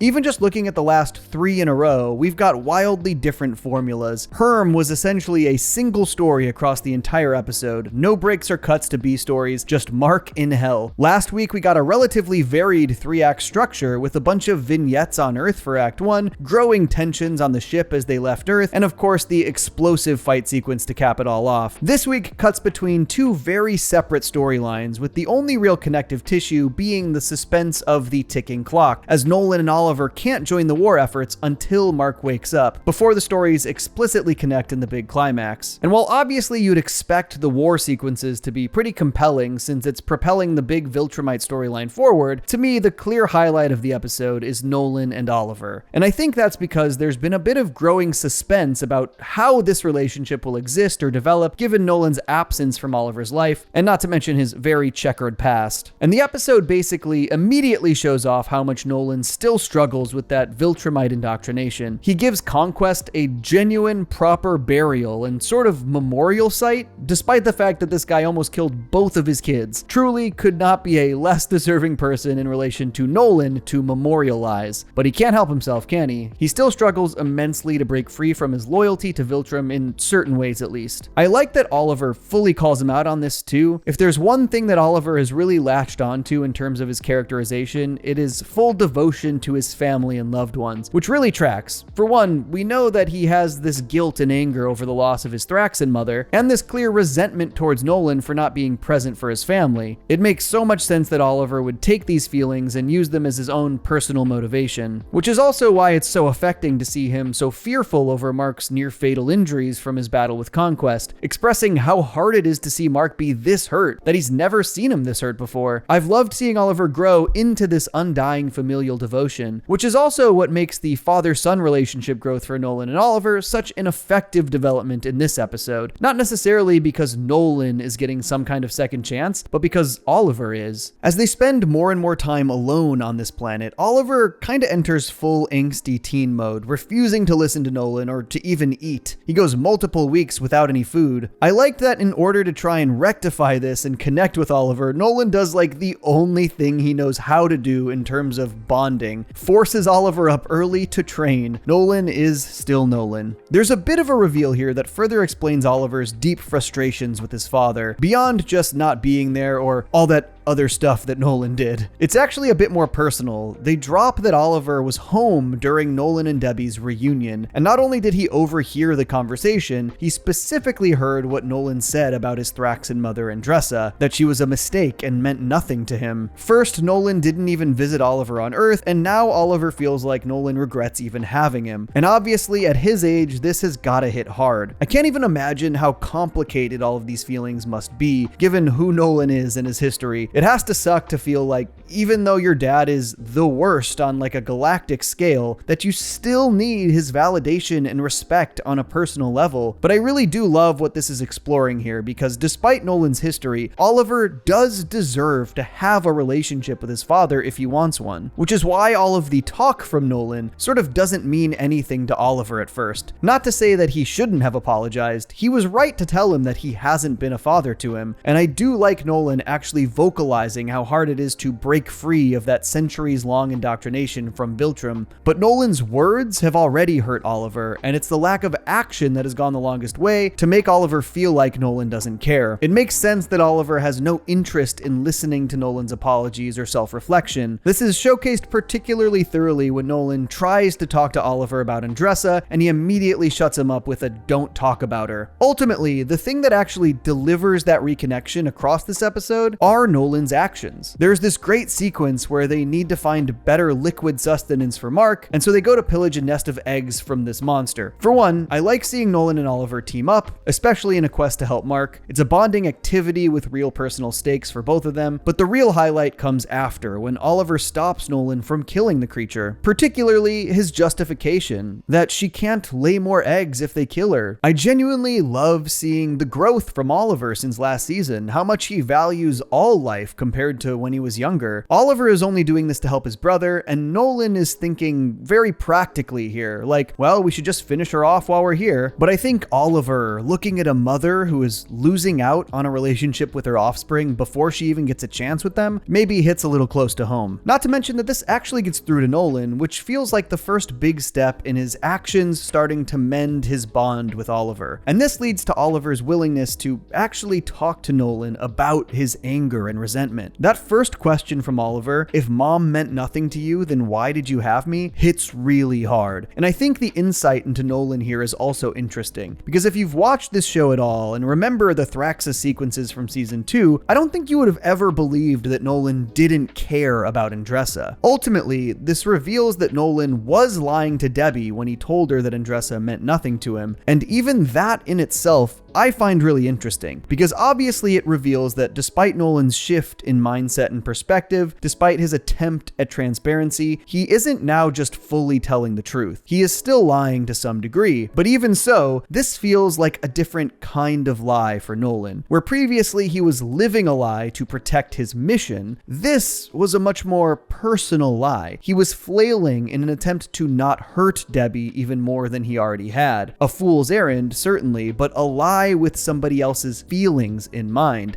not just a logistical keeping of a secret. It feels more, dare I say it, human. Obviously not absolving him of any wrongdoing, just a fascinating look into the slight shifts in his psyche. And I think Nolan saying that Andressa saved his life is an honest truth for Nolan. Despite everything, that sequence in season 2 as Nolan wanders through space before stumbling across the Thraxans, it's certainly the lowest we ever saw the character. The aftermath of his fight with Mark clearly messed him up, and it was really interesting to see Nolan reflect on why his connection with Andressa helped him move forward. The idea that the species had such short lifespans that they didn't even have time to dwell on their mistakes, allowing him to look forward with what felt like a clean slate to be a new person. And when you look at how Nolan acted with Andressa and Oliver, it did feel like he was trying to live with a clean slate, though obviously that was a fallacy because his lack of a clean slate is exactly what doomed Thraxa, and I think he definitely feels regret over this. I loved this line to Oliver. "I know going to Thraxa was a mistake,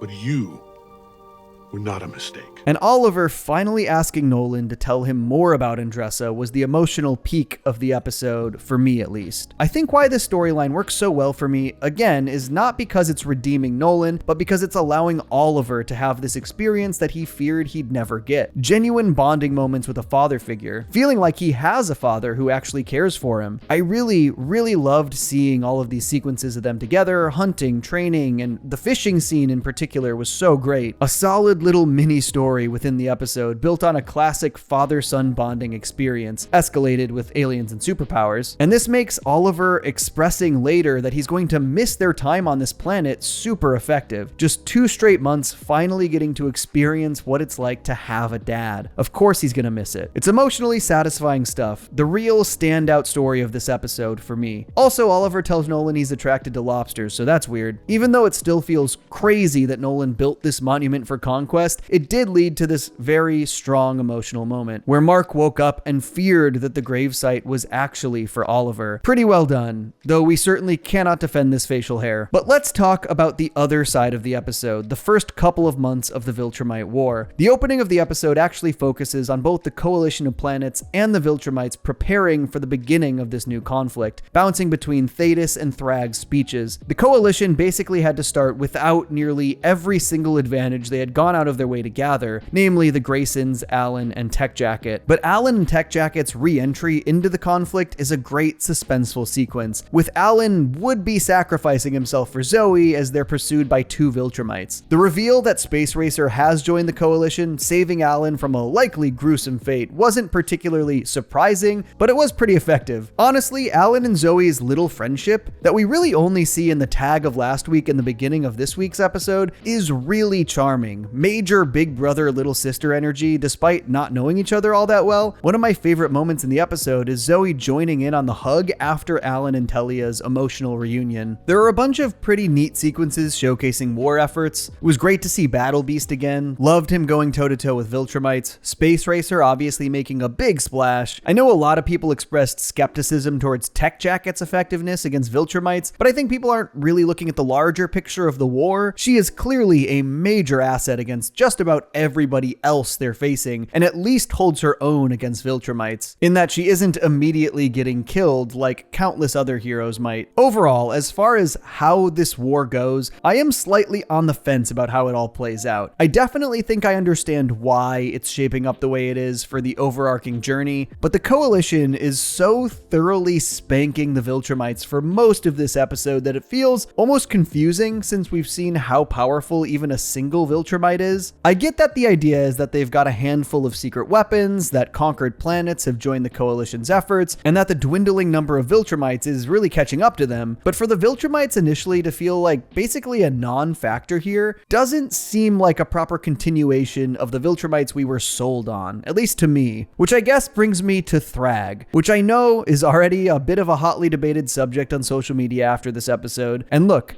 I understand that we have barely seen the character and that with 2 episodes remaining in the season, we are likely about to see exactly why this character is revered both within the text of the show and by the fans of the comic. But I really don't think what we see from Thrag here, which is the first episode that gives him any real focus, was much to get excited about. It actually made me wonder if we are supposed to be underestimating him here, if that was their intent. And unfortunately, some of that starts with the performance by Lee Pace.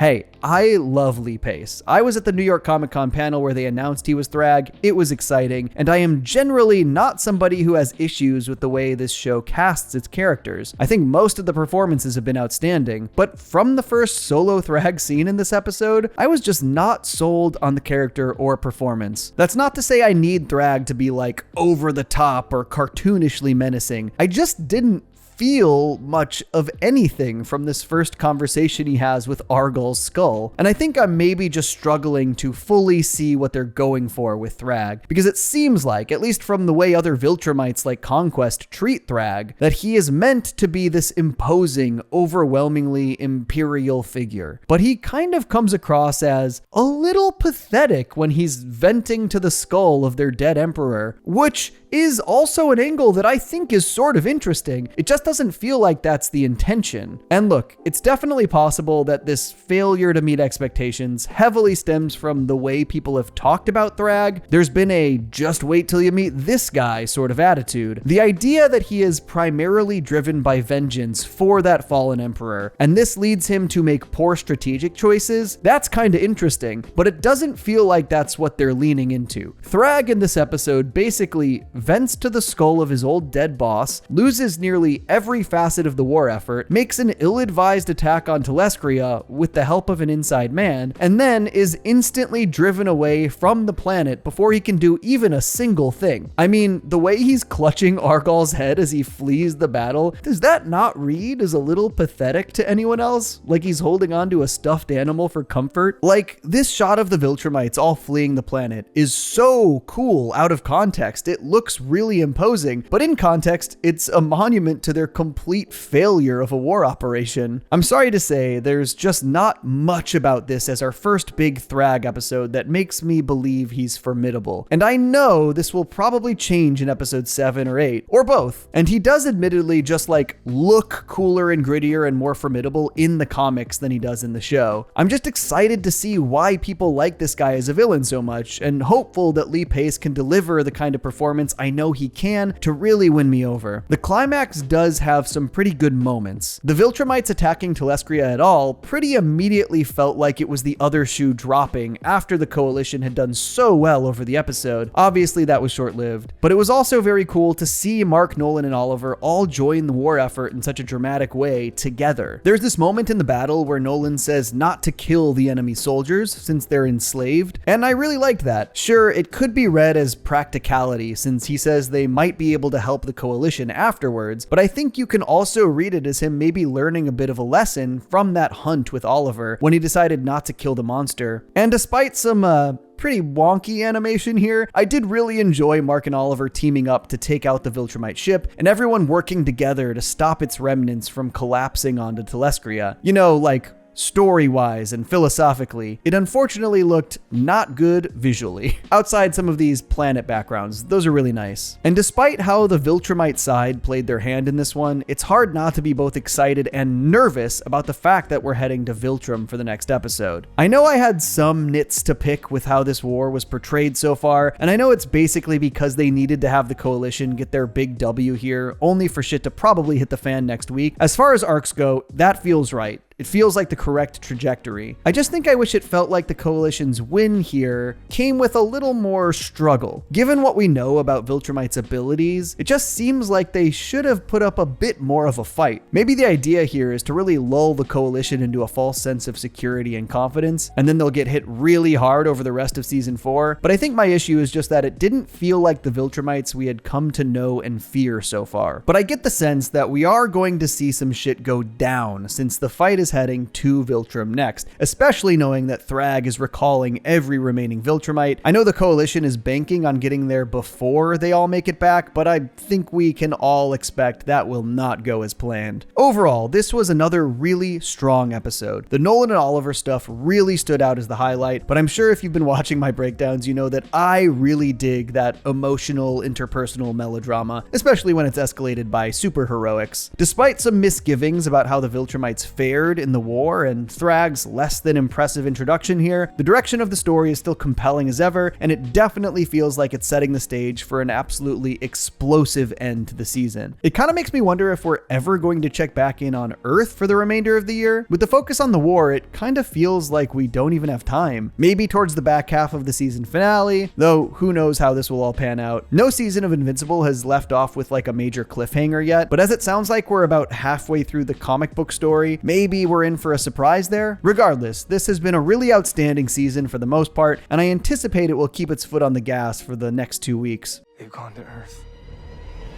Invincible Season 4 continues its incredibly strong streak with Episode 7, bringing the Viltrumite War to Viltrum itself, and finally elevating Thrag to the character he was hyped up to be. While obviously our main characters play huge roles, this episode is largely framed around Thetis and Thrag, with Nolan wedged between them, and delivers genuinely some of the craziest, jaw-dropping moments of the entire series. Truly top tier on the suspense meter. I was on the edge of my seat the entire episode, and heck, I'm still kinda on the edge of my seat because next week looks to be crazy as well. Let's dive into Invincible Season 4, Episode 7, Don't Do Anything Rash. This episode starts with what I found to be one of the most interesting things we've seen in maybe the entire series, a flashback to Argal-era Viltrum, showcasing the events leading up to Argal's assassination. And honestly, what I find most interesting about it is that it's not particularly climactic. The assassination itself, at least. First, we see what appears to be a Viltrumite work camp on a conquered world as they mine resources, which is sabotaged with explosives from the oppressed species, which leads to a major conference of Viltrum's council, including Thetis. Thetis is becoming a more fascinating character to me the more we learn, because despite the fact that he is the one who kills Argal and created the Scourge virus, he still feels very Viltrumite in a sort of more honorable flavor. Not to put honor on the Viltrumite way of life, but it's all relative. Where the council seeks to punish this enslaved planet for this act of rebellion, Thetis is confused because he sees this rebellion as an act of strength that should actually be appreciated according to the Viltrumite way of life. It certainly highlights a major divide between how Argal runs things and how Thetis views their way of life. Thrag effectively claims that this rebellion was not an act of true strength, that as a species, they are simply weaker. More or less, he's just laying out what is clearly the philosophy of the Viltrumites we have come to understand, that Viltrumites are the strongest beings in the universe. They find all other life forms offensive for not living up to that strength. Thetis, while still certainly somebody who subscribes to Viltrum's conquering imperial ways, seems to look at a larger picture. He sees value in the strength other beings can provide. They're just all different flavors of fascism. Argal orders the reduction of 25% of the rebelling planet's population and full-on eradication if they're met with any more resistance. I guess based on Thetis' reaction here, this is the first time they've taken that kind of a drastic action. Though, in Thrag's conversation with Argal after this, he claims Thetis was previously the most ruthless Viltrumite he fought with before Thetis spent time in a specific quadrant. And I wonder if there was some kind of specific event that changed Thetis, or if it's all just pointing to the same truth we've seen from Nolan's experience, that spending time outside of Viltrum's indoctrination umbrella changes you, that simply having closer, more personal experiences with quote-unquote lesser species slowly makes them realize that their way of life is indefensible. Although we also know that there are lots of Viltrumites all over the galaxy, so who knows how they're doing. I will say, Thrag's conversation with Argal about Thetis, combined with the fact that this episode made a point to show Thetis assassinate Argal, it pretty blatantly forecasted Thetis' ultimate fate in the episode, but we'll get there later. Okay, let's talk about Thrag, since I know you all want to. After a, for lack of a better term, punk-ass introductory episode last week, Thrag basically came to party this week. As expected and fully stated and predicted in last week's video, but the "this video aged like milk" comments will certainly ignore that fact. It's fine, give me the engagement. But here's the thing, that sort of patheticness that I really latched onto in Thrag's appearance last week really didn't go away here. It just kind of properly blended itself into the character in a way that makes him both a little pathetic and overwhelmingly imposing, instead of just pathetic. After Argal's assassination, Thrag basically orders a purge, a planet-wide civil brawl, weeding out the weaker Viltrumites. On its face, this reads as a way to strengthen the core of the planet and a way to really impose authority as the new Grand Regent. But I think there's a lot more to Thrag's actions here on a personal level. We see that Thrag was more or less raised to be Argal's right-hand man. Mark says later in the episode that he was trained from birth to be the strongest Viltrumite, and all of Thrag's actions thus far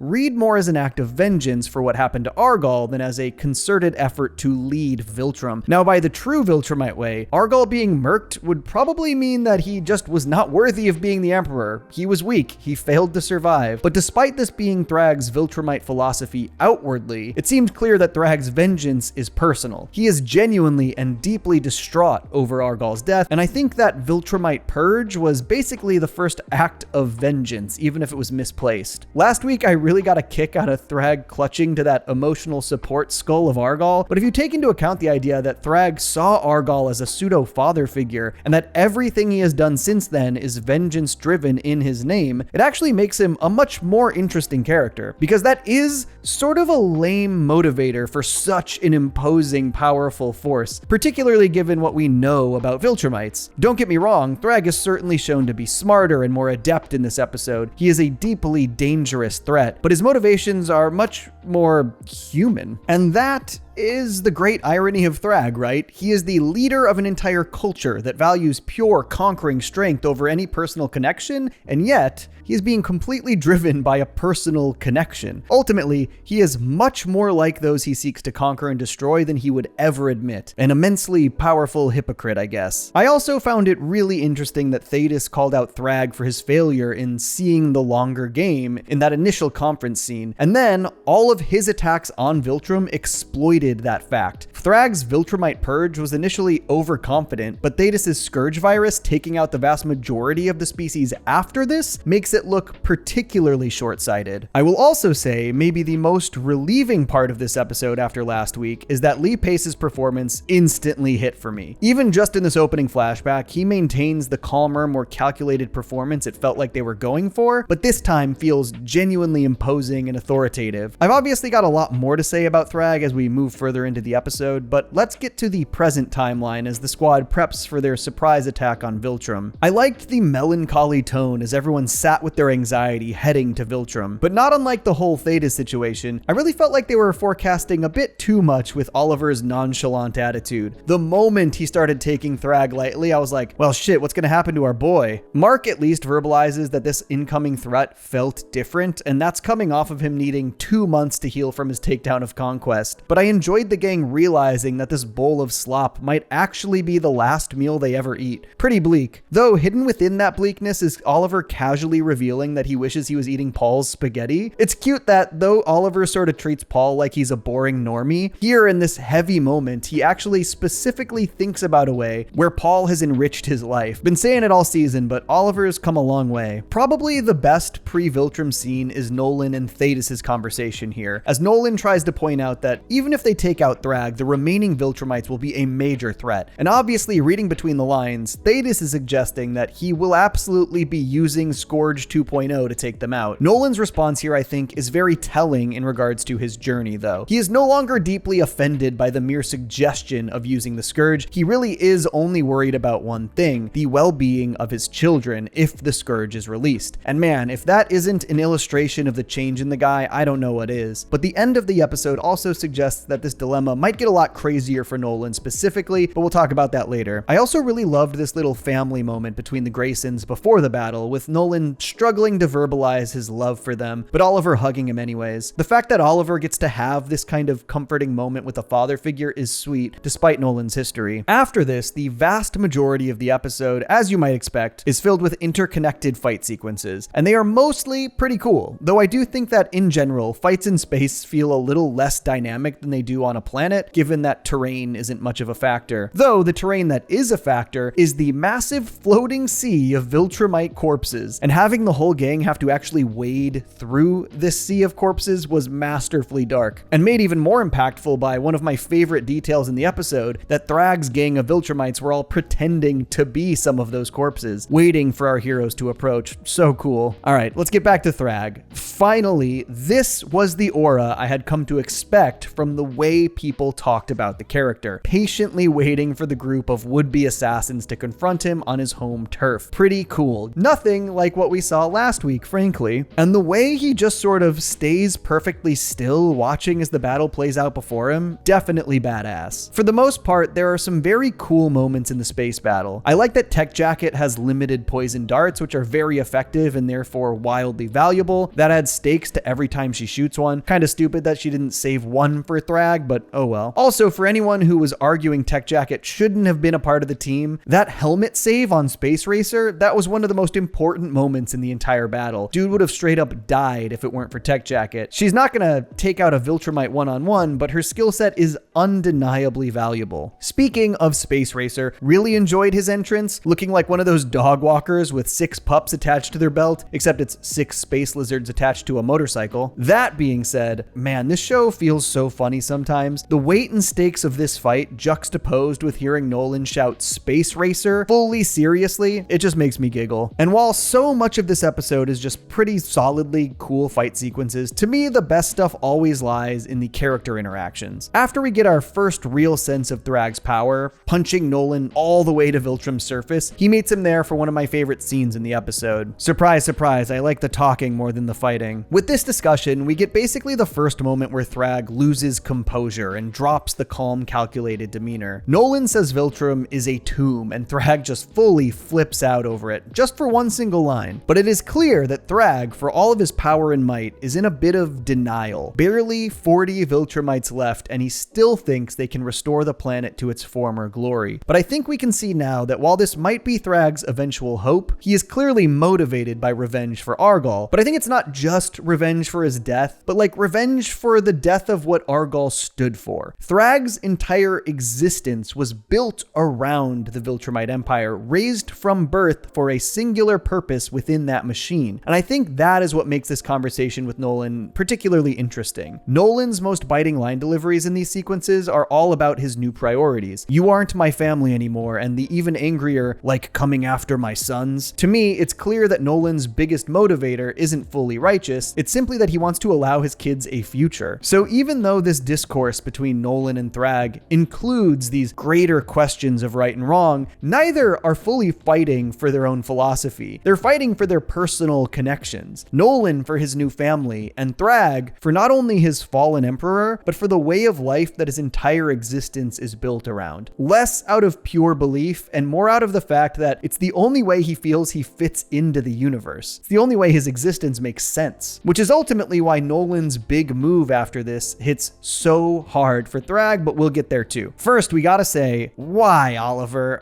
I mean, I knew this kid was gonna get his ass beaten the moment he started talking on the ship, but the way they executed this is masterfully suspenseful, largely because the audience and the characters just have no idea if he's alive after Thrag slices him. But I do like that at a certain point, it just becomes incredibly clear that they aren't taking down Thrag. He is not going to be stopped, and there has to be a different approach, which is absolutely the coolest animated and biggest hype moment of the season, as Space Racer's laser combined with Mark, Nolan, and Thetis more or less create like a Death Star nuke blast, just completely ripping through the entirety of Viltrum's core, destroying the planet from the inside out. Man, I generally feel like I have a good sense of what to expect from the larger picture in this show. I might not get everything right, but I can usually see how the structure of the season is likely to play out. And episode 7 ending with Viltrum's destruction, not on my bingo card. And obviously a real blow to Thrag's sense of self. He still seemed convinced they could restore the planet to its former level just like 10 minutes before this, which is definitely why this is the least composed we ever see the guy. Tears streaming out of his eyes as he fully takes out Thetis, finally. Which again, it was clear this would happen after the opening was the Argal assassination flashback, but I also think structurally and thematically this hits perfectly. Thetis was the one who knocked down the first domino leading to the downfall of Viltrum, the death of Argal, the Scourge virus. Now, only after he has literally dismantled the body of the planet itself is he eliminated. And not only that, Thrag fulfills his primary motivator, revenge for Argal, which couldn't be spelled out more clearly as he claims, "Emperor Argal, you are avenged," with Thetis' head in his hand. Obviously, this rage-filled Thrag is where we really start to see the extent of his abilities and ruthlessness. He has dropped the calm and calculated act and is acting on pure adrenaline-fueled anger. After he completely impales Nolan, you 100% fully feel Mark's fear as Thrag chases him down through space. Incredible suspenseful sequence. I did struggle at first to buy Thrag sparing Mark though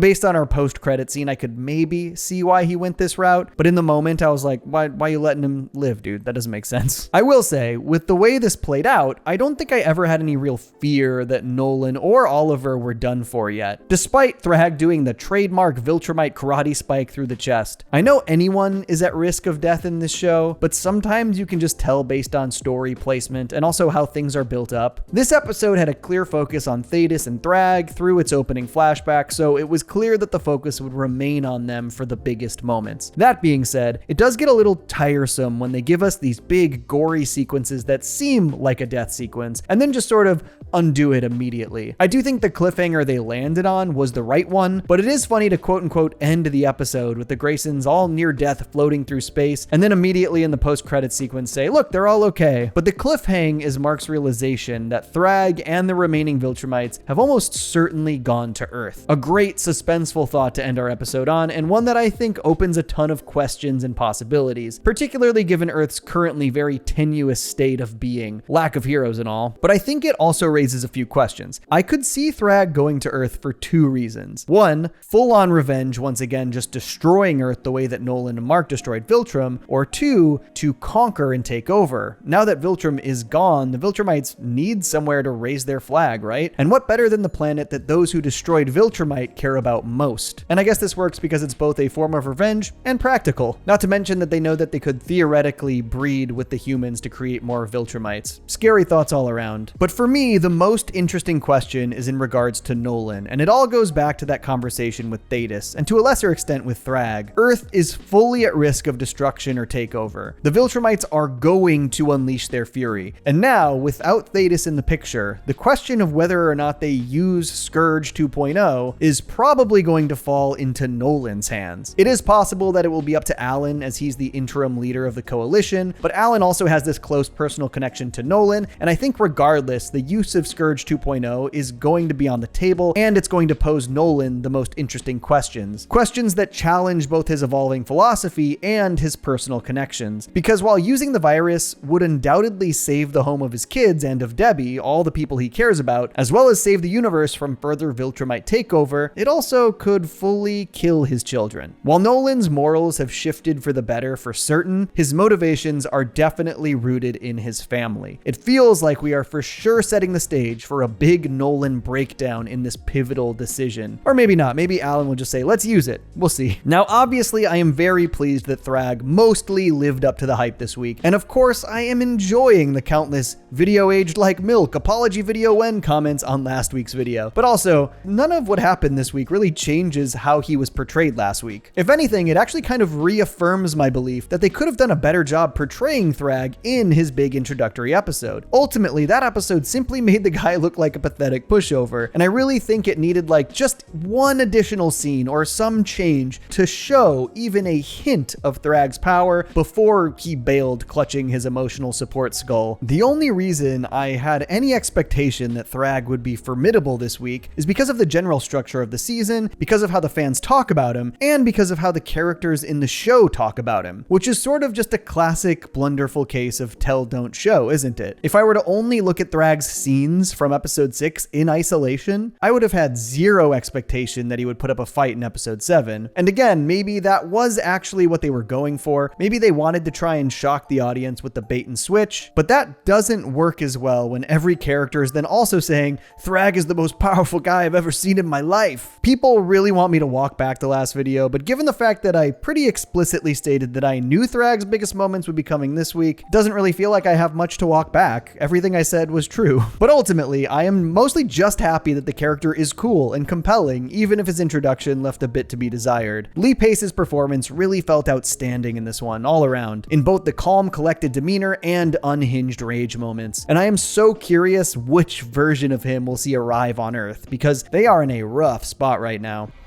We are here. Invincible Season 4 has wrapped up with an unexpectedly low-key finale, but not one without some of the gravest ramifications of any season finale thus far. And honestly, after some of the biggest and craziest episodes the series has ever seen, I really appreciated this slower, more reflective episode, one that really starts to force Mark to unpack and deal with the immense amounts of trauma he's experienced over the past couple years. And while this thing didn't have the insane action we've come to expect from an Invincible finale, one scene in particular had me about as close to the edge of my seat as humanly possible without falling off. There is plenty to dig into with this finale, so let's talk Invincible Season 4, Episode 8's aptly titled, Don't Leave Me Hanging Here. Okay, so with last week leaving off with a, oh shit, the Viltrumites are headed for Earth cliffhanger, this one basically begins with what we all expected to be the outcome of that episode. An all-out Viltrumite assault on Earth, creating tsunamis, massacring humanity, full-on doom. Honestly, despite his major showing last week that really made us understand how powerful the guy is, I think this opening features the most imposing and scary visualization of Thrag so far, just silently leading the Viltrumites in their assault, looking down on a doomed planet. His final descent from the ship was ominous. But I think the genius of this sequence is that when it ends, it is not clear if we saw something that actually happened or if it's in Mark's head. It's clearly intending for you to think that it was happening. Hence the wildly suspenseful few minutes after this, where you just think that every additional moment it takes them to get to Earth is one moment closer to complete destruction. And with this expectation, the sequences where they're just hopelessly waiting to arrive at Earth are painful. I also love Tech Jacket sort of being the audience surrogate here, just asking, so what are we gonna do when we get there? What the hell is the plan, actually? And obviously, there isn't really a plan. They are desperate, but if the planet was being assaulted by the remaining Viltrumites, there wouldn't be a ton of hope without some major additions to their defenses. But the actual return to Earth is where the episode completely subverts expectations the first time, both within the narrative and from what we've come to expect from Invincible finales. I liked the way that when Mark initially enters Earth's atmosphere and starts searching for signs of conflict, it initially almost looks as though there's no human activity of any kind. Makes you wonder if the humans have already been wiped out. But as he gets closer, he sees that things are actually just kind of business as usual. Pretty well executed, suspenseful sequence, but also one that really had me scratching my head, honestly. I really didn't read that initial sequence with the Viltrumites as something that could have been imagined until my second viewing, and it really put me on edge for that first part of the episode. And then being on edge was exacerbated by all of these PTSD fake-outs from Mark. Now,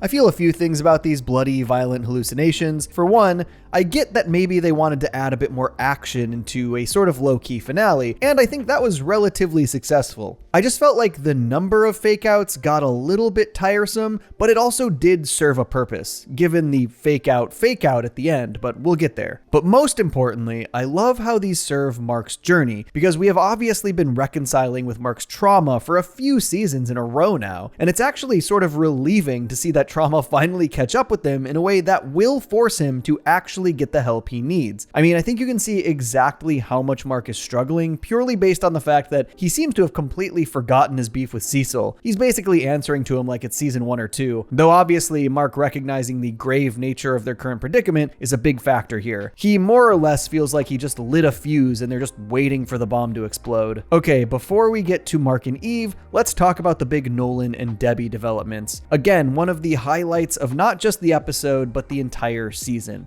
Nolan and Debbie's reunion in episode 5 was possibly my favorite scene in the season and one of my favorite scenes in the series. Just one of those scenes where Nolan had to reconcile firsthand with the crater he left in the lives of his family, and Debbie's chance to say everything he deserved to hear. And while I do really like a lot of what's going on with Nolan and Debbie here, and a lot of the specifics of where it's heading narratively, I do think in some moments they are struggling to walk a delicate line here. First, I love that Debbie immediately comes at Nolan with like divorced parent energy, furious that he let Oliver get hurt in their battle over Viltrum. It's like that superhero escalation of when the dad drops off the 5-year-old at mom's house, hopped up on sugar. The energy I really like seeing between them right now. We also get one of the best line deliveries of the season, once again from Sandra Oh's Debbie, after Nolan says that he is trying. You are very fucking trying right now. But the place here where I think Nolan really makes the correct move is that he simply starts talking about Oliver and Mark like a proud father, telling Debbie the things she would have been proud to see, the fact that they selflessly and heroically faced unimaginable danger to protect the lives of people they would never even meet. This is the exact approach Nolan needs to be taking, because in my opinion, his way to some form of redemption is through fatherhood. Not a hope to be accepted or forgiven for his crimes, but to fit into a selfless role for his children, for their sake. And it does seem like this momentarily gets through to Debbie. I am much less of a fan of how Nolan approaches the conversation after this. Super speeding in front of Debbie to stop her from leaving? My dude, that is absolutely way too aggressive given what you've put everybody through. I get that Nolan is truly desperate to make up for his mistakes and that he is genuinely using what is left of his life to fight against the force that he was previously representing. That he is trying to be a real dad to Oliver and Mark. But needing Debbie to acknowledge this, to me, says that he isn't purely doing it for the right reasons, that he is looking for credit and genuinely hopes that he can reconcile with her. I just don't think he comes off well in this moment after a season of largely taking the right approach to his newfound morality shift. I also felt a bit odd about some of his dialogue in trying to win Debbie back over, claiming she believes in rehabilitation. And look, this does read to me as something that makes sense within Debbie's characterization, but Nolan leaning into it when it's not something we've ever actually seen within the text of the show reads strangely to me. It really reads like the writers are sort of trying to retroactively fit in further reasoning that Debbie might come to forgive Nolan. And if we had maybe seen Debbie verbalize anything like this back in seasons 1 or 2, it certainly would have felt a lot more effective. Again, not an idea I hate. Rehab and second chances feel like something Debbie would be in support of from the outside looking in, and then maybe struggle to reconcile those beliefs when it got personal. I just wish there had been any real lead up here. It could have hit really effectively. Regardless, it does seem like he gets through to Debbie a bit here within the text of the episode. I think the more effective Nolan conversation in this episode is actually with Cecil. I love the idea that Nolan returns to the scene of the season 1 climax, the moment where everything changed, when he realized that he had changed and had now gone too far. Nolan going here alone is again, I think, a pretty good indicator that he is deeply reflecting on these turning points in his life. And regardless whether or not he can make up for his mistakes, which is something I struggle to think he can do, this season has shown time and time again that his attempts to be better are genuine.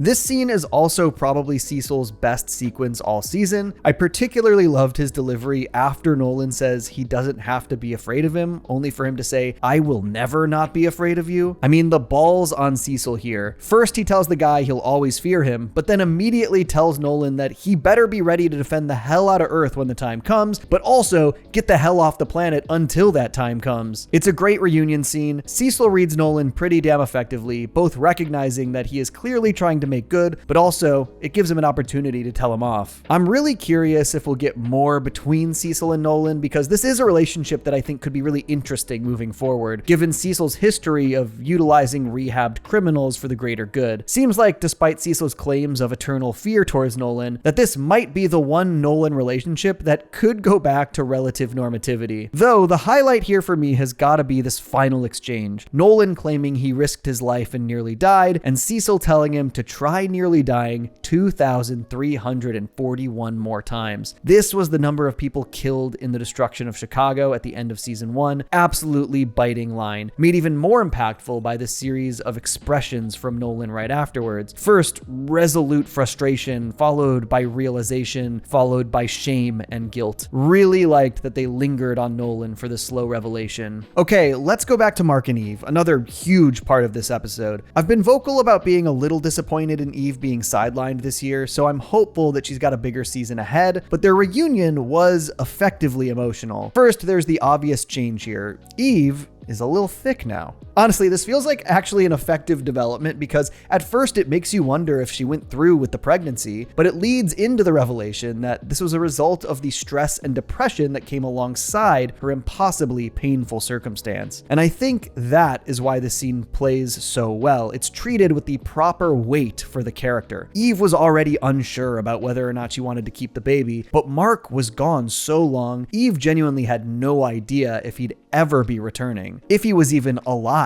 That unknown forced her to make her decision as though the worst case were true, as though he might never come back, with the knowledge that she'd become a single mother at such a young age to likely a superpowered child and probably become further dependent on her parents' support, including her very shitty father. And given how resentful that man is of all metahumans in general, I cannot imagine he'd be treating that kid well. Obviously, Eve may have chosen to get rid of the baby regardless, but the tragedy here is that the superheroic nature of her and Mark's intertwined lives removed any of the stability she may have had otherwise. It forced her to make that decision rooted in unknown variables, and those unknown variables are surrounding the possibility that her boyfriend and that the father of her potential child could be dead. Just impossibly hard to imagine, and I think Eve's emotions here are properly rooted in that traumatic circumstance. And I think Mark's spiral after this fact is also pretty effective because he is just further understanding the complexity complexities that come with their lives as heroes. It's further extrapolating on that conversation in the season premiere with Eve's father about whether or not Mark being in Eve's life at all is just putting her in more danger. Mark is looking at how this played out and recognizing that if he and Eve were not together, she would not have had to go through this alone. He feels like he failed as a partner because his obligations took him across the universe, and combined with the fact that he knows he not only nearly died, but probably should have died at the hands of Thrag, it forces him to face the reality that Eve's fears were fully justified. I love that this is basically introed as though it's going to be a breakup scene. Mark at his breaking point, realizing he can't be the partner he wants to be for Eve, but it is ultimately a great showcase of Eve's mindset and resolve. One that should help silence not just Mark's doubts in the circumstance, but also the ones that Eve's dad vocalized earlier in the season. Eve knows the deal. She understands the danger and unknown that comes with their life together, that comes with their superhero life. She maybe knows more than anyone, given that her ex-boyfriend was recently killed by an alternate universe version of her current boyfriend. Sheesh, Eve's life is pretty brutal when you really look at it.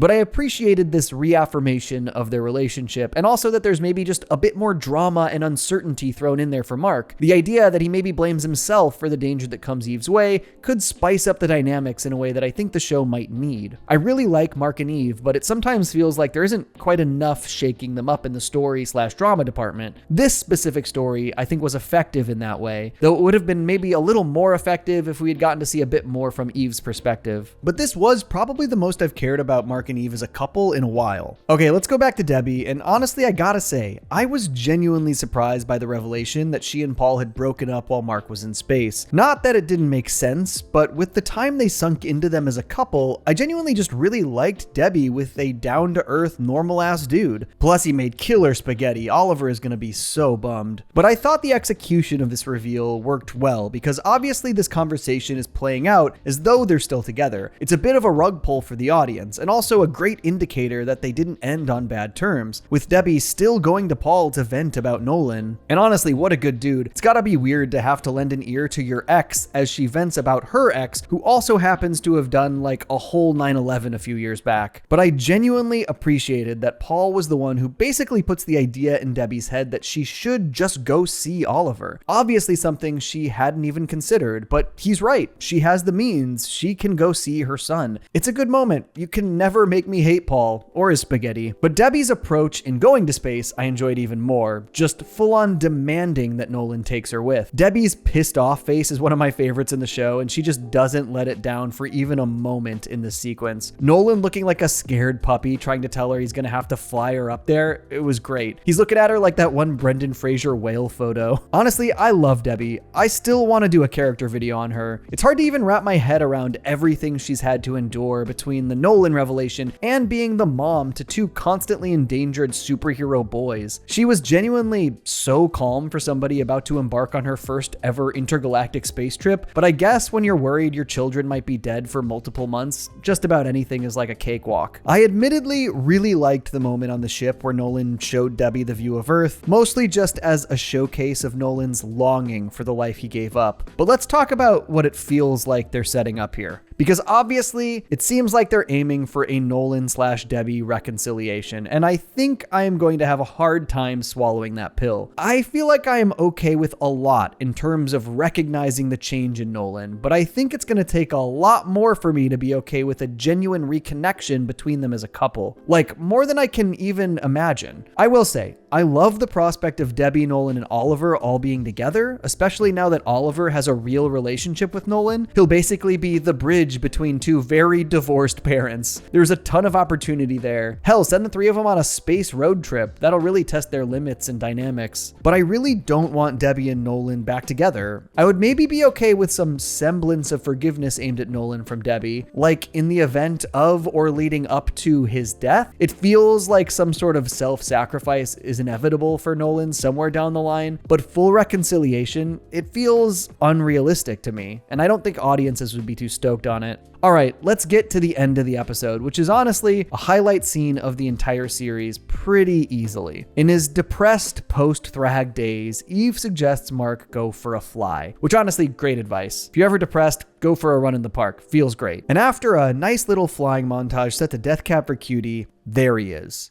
After an entire episode of both Mark and the audience expecting some violent Viltrumite interruption, it isn't until the last scene that Thrag shows his face, and not to fight, to talk. This is, without a doubt, the best Thrag scene in the show. This shows not just his calculated approach, but his vindictive nature. While I did expect that Thrag and co were going to use Earth as a breeding ground to shore up the Viltrumite numbers, I did not expect the way they would go about it. And honestly, it is an ingenious rug pull. Basically just infiltrating their ranks secretly, blending in, pretending to be humans, and procreating. Of course, this is the way they're gonna do it. They are desperate, and they shouldn't be drawing attention to themselves, but also they still have the numbers to be formidable and threatening. But it's not just this plan being such a brilliant subversion of expectations, it's this conversation being the most painful imaginable payback. Because here's the thing, this plan would have absolutely still worked if they had just gone about it in secret. This conversation with Mark, Thrag's ultimatum, it wasn't about securing permission or preventing pushback. It was payback. It was psychological torture. Thrag knows that they have the upper hand. He knows there is absolutely nothing Mark can do to stop them, and he's only confronting Mark here because he wants him to know it too. There is only one answer here. It's literally, let us infiltrate your planet from within or I will drop a proverbial nuke. And after an entire episode of Mark imagining and fearing all of the ways the Viltrumites will kill each and every one of his loved ones, after going through that painful realization that he wasn't there for Eve when she needed him most, there is simply no way Mark can reject Thrag's offer here. And man, do they play the emotional expression well. Absolutely every instinct, every single feeling Mark has is to tell Thrag absolutely the fuck not. But he knows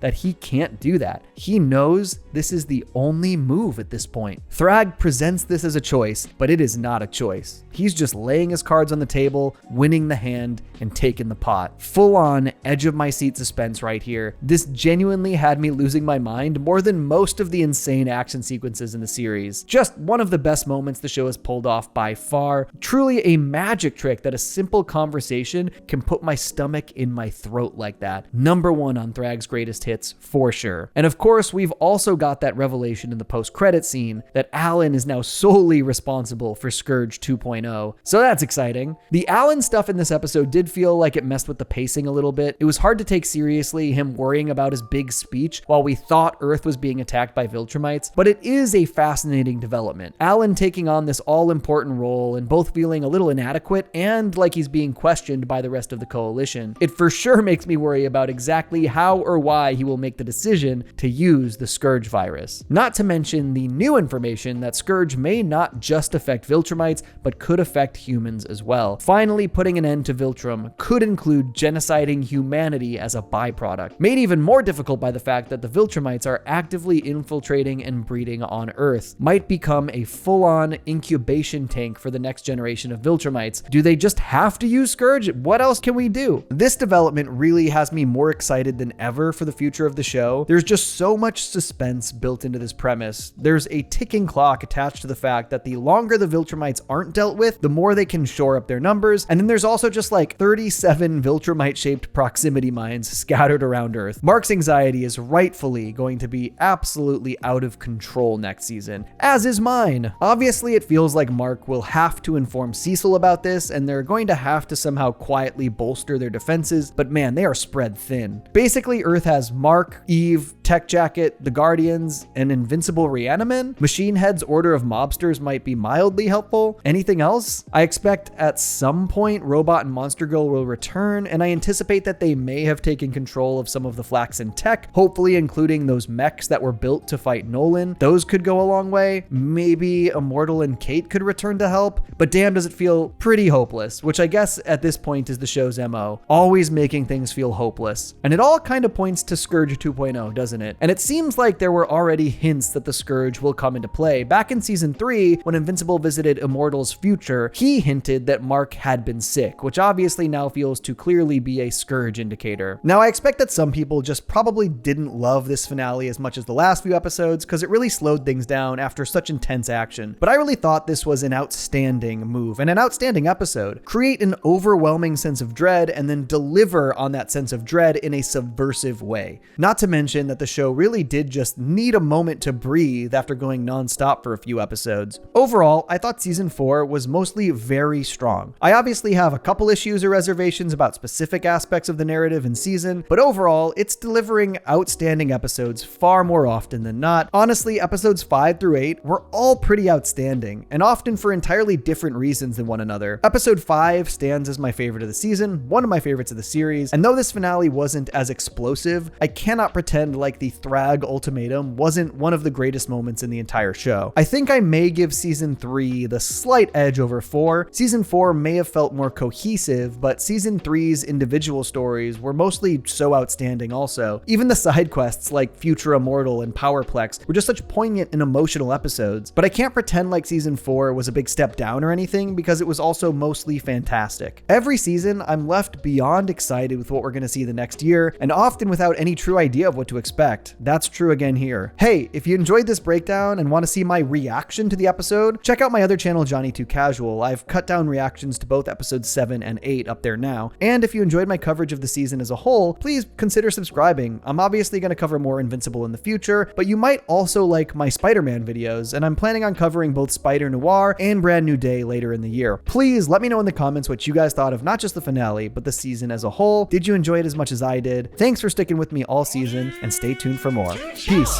I stay mellow watching Johnny Two Cellos. He talks cartoons, he's a really cool fellow. He keeps you posted on adult cartoons. If that's what you're into, then grab a spoon and a very big bowl of your favorite cereal. Feels like Saturday morning cartoon material. Johnny Two Cellos, watch him on YouTube. Now enjoy this groove and bust a move.